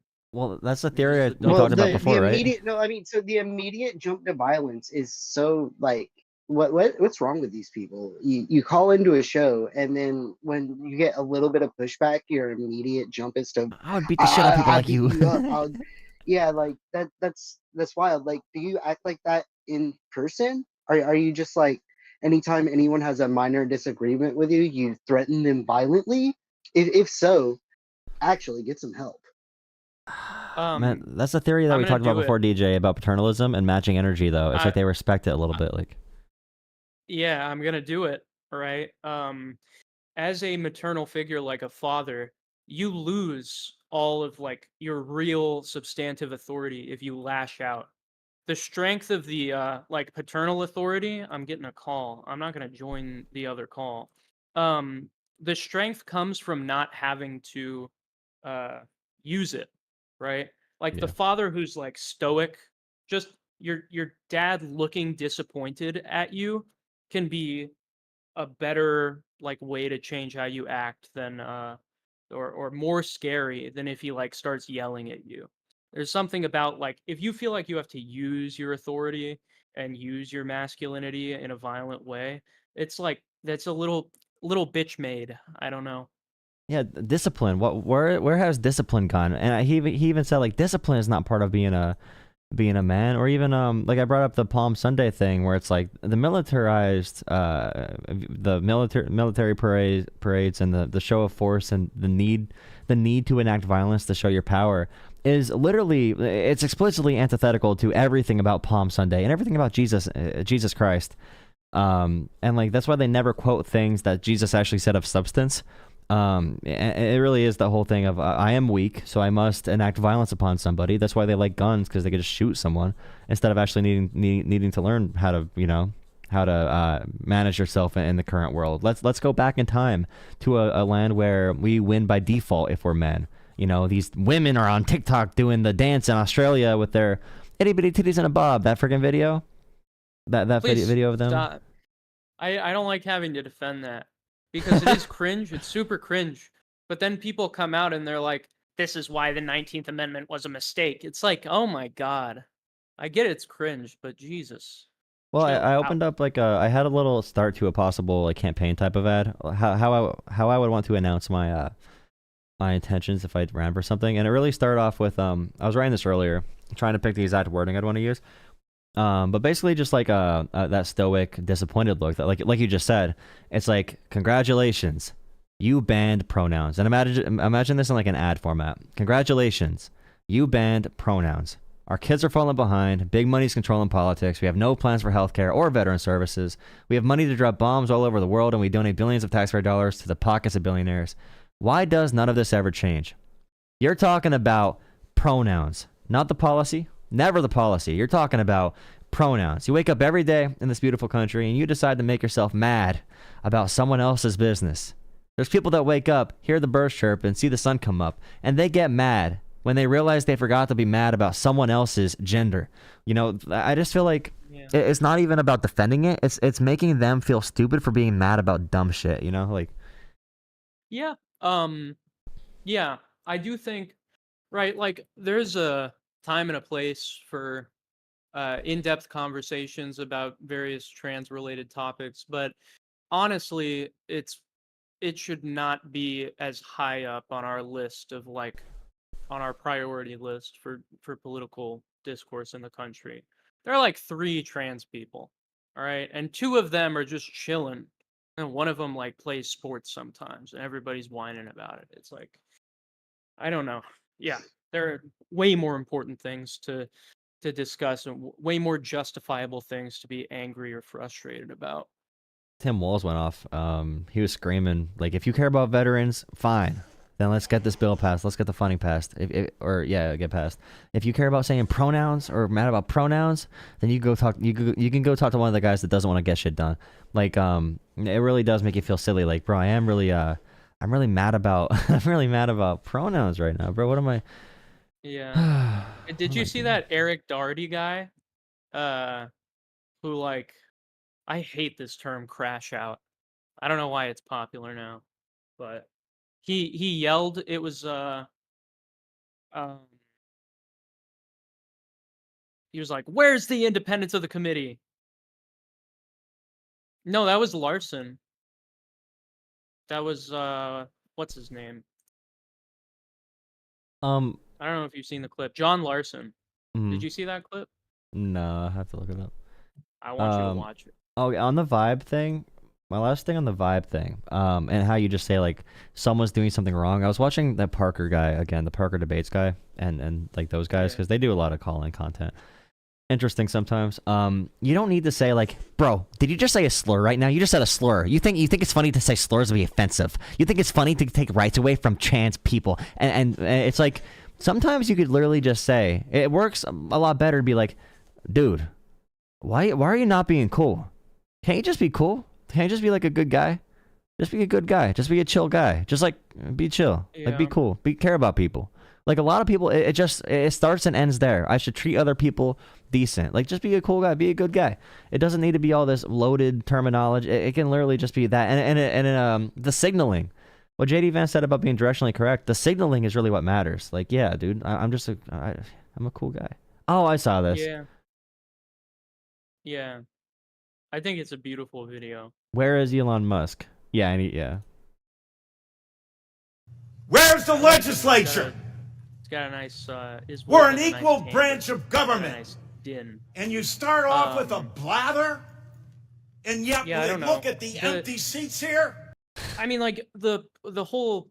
It depends on what it is, because if the joke is, if they're actually making a joke that they think is funny, and that could be funny, but it's cringe or problematic. Like, I don't know. I don't feel the need to point that out and address it. But like, there was that one caller who, or probably more than one, probably dozens, that came in and like just started shouting a bunch of slurs. I think the response of like, you just kind of roll with it. You just kind of chill. And I think the reaction is like it just gives them a sense of validation. Like they got. Buddy, you're safe. You're safe. You're safe. You're safe, buddy. You can be. You should feel safe here. You don't gotta lash out. You're safe. It's like I know you didn't. Yeah, I know you didn't grow up with a father. That's a little far sometimes, but it's also the fatherless thing. I guess it's just the guy the guy who was gonna beat your ass. When he answered yes, I was like, oh no. It's not good. If you ask someone if they're fatherless and they're like, yeah, it's just. I don't know. You were both yelling, and there was like all of my parents like. Moment. Yeah, I don't have a. I mean, my dad killed himself, so it's like I mean I can bring that up. I can bring that stuff up. You have the. That's why it'd be good for me to run because I could say a lot of shit about a lot of shit that these people talk about. And really like. I think when people are just like completely bullshitting conversations, it's just like I'm not even.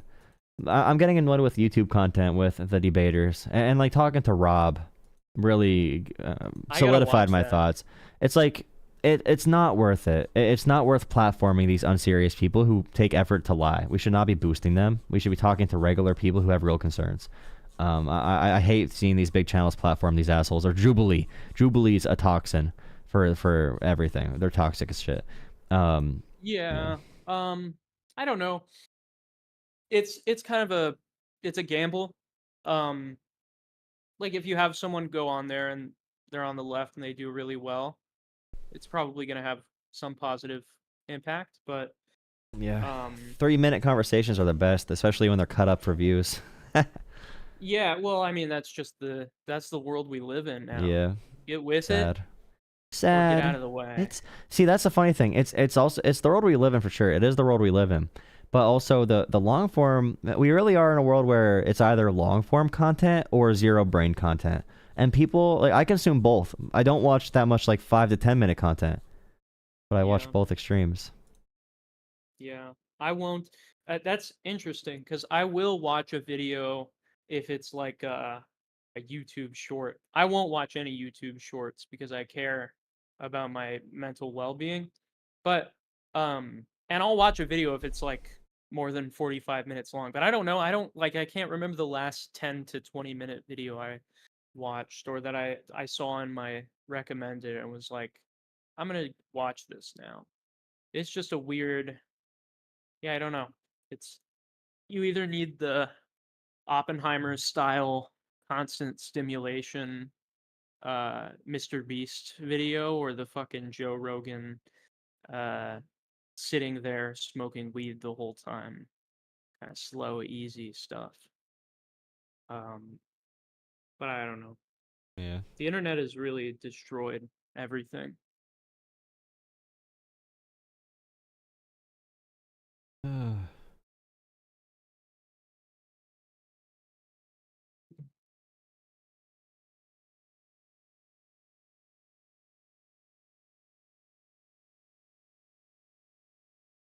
Yeah.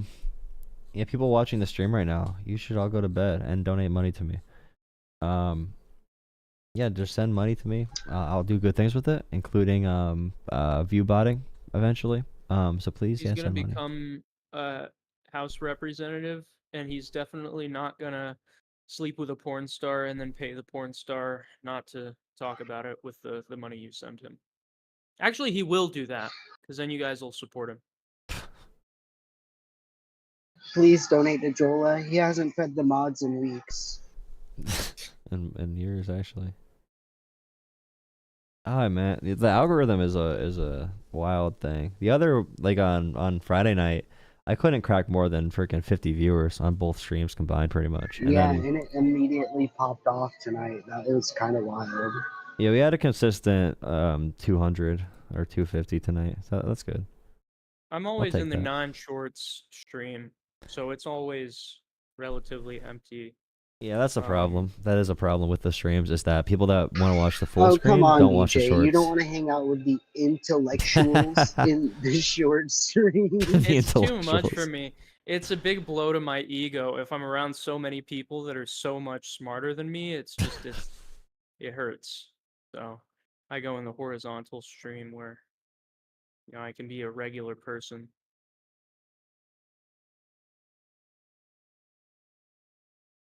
Theatrical Dems, Queen MAGA. Well, Morgan Wallen, literally, I never made a TikTok about this, but I should have. When he went to SNL, which he booked SNL, knew what it was. He performed at SNL, and then he leaves. And he makes a big showing of it, and people are like, the left is owned. They're a bunch of beta lip. Like, literally, he's a diva. He's the definition of a dramatic, sassy diva. Like, it's literally, he knew what he was getting into. He used it for marketing. And Morgan Wallen, he's a diva. He's a beta. Like, that's literally the most diva feminine activity in the negative, sense of feminine. The right wing right now. Well, there's only a negative sense of feminine. Yeah. And people that don't like women, what they say when they mean feminine. But like, oh my god. Trump, dude, I wish Trump. Ooh. So unfair. so unfair. I Sure, think pop sure. country is the worst. I think it's bad, and I think it's unhealthy. I think if God is real, the thing he probably hates the most about this world is pop country. There's a and study on that, dude. people like Morgan Wallen. You see the study that connects the you know those books that turn into movies where it's like the city educated girl, she goes to the countryside and the guy's like carving the bark of a tree, and it's like you should leave the city and come out and feel what really living feels like, honey.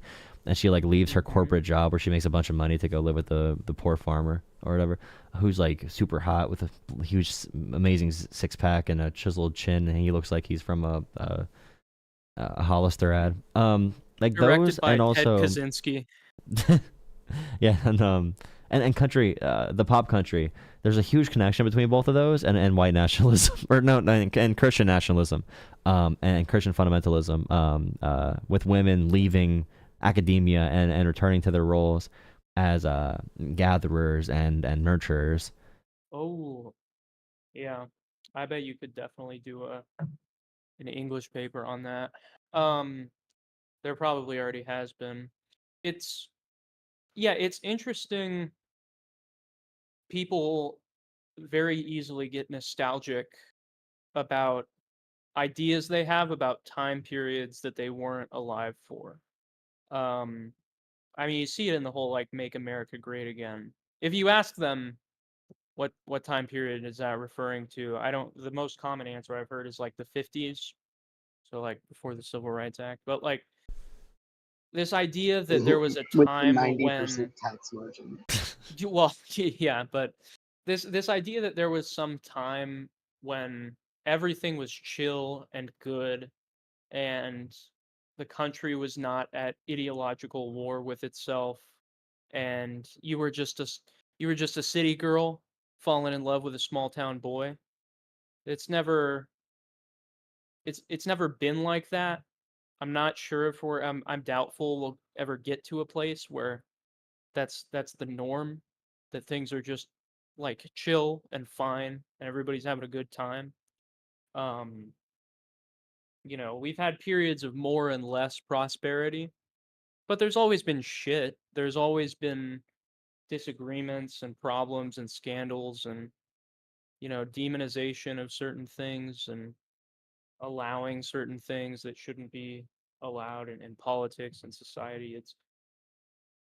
It's weird that people they romanticize some idea of the past and they attach themselves to it. That past never existed, buddy. It's never gonna exist. Stop coping. Everyone was dancing, and they really share videos that look like the friggin' Roaring '20s. And I saw someone say the Roaring '20s are back in America, and it's like, yeah, they are. We're in the Roaring '20s, and after the Roaring '20s came a really good event. It's called the greatest time ever, actually. Yeah, well, I mean, it's because we don't really learn about the worst aspects of these time periods and what happened to the people in the lower level of society. Well, I mean, it's not even really Great Gatsby. About it, like actively until you seek it out yourself. 1870s to 1913 were the best times. Like the conditions of the average poor person in like the 1800s or even the early 1900s. Whenever I learned about those time periods, it was about the fucking robber barons and their lifestyles, more or less. I'm ending the stream, guys. I'm ending the stream. Have a good night, everyone. And remember, Christian nationalism is really a really bad form of supremacy, and America does not realize how violent that ideology is. And the KKK would agree with Russell Vought, owner of the Office of Management and Budget. And the KKK are not good people, and neither is Vought. Morgan Wallen would agree with that. Morgan Wallen, take me back to God's country. That is a funny meme. Have a good night, guys. Go to bed. See you guys tomorrow at 10 p.m. Eastern time. Have a good night, guys. Thank you for donating and all that stuff. Join us in the Discord. Join Discord. Discord links are there. We need more friends. Okay, see you guys. Oh wait, I didn't mean to leave the Discord actually. Whoopsies. Have a good night, guys. Discord link is in the channel descriptions as well. The video descriptions. Have a good night, guys. See you.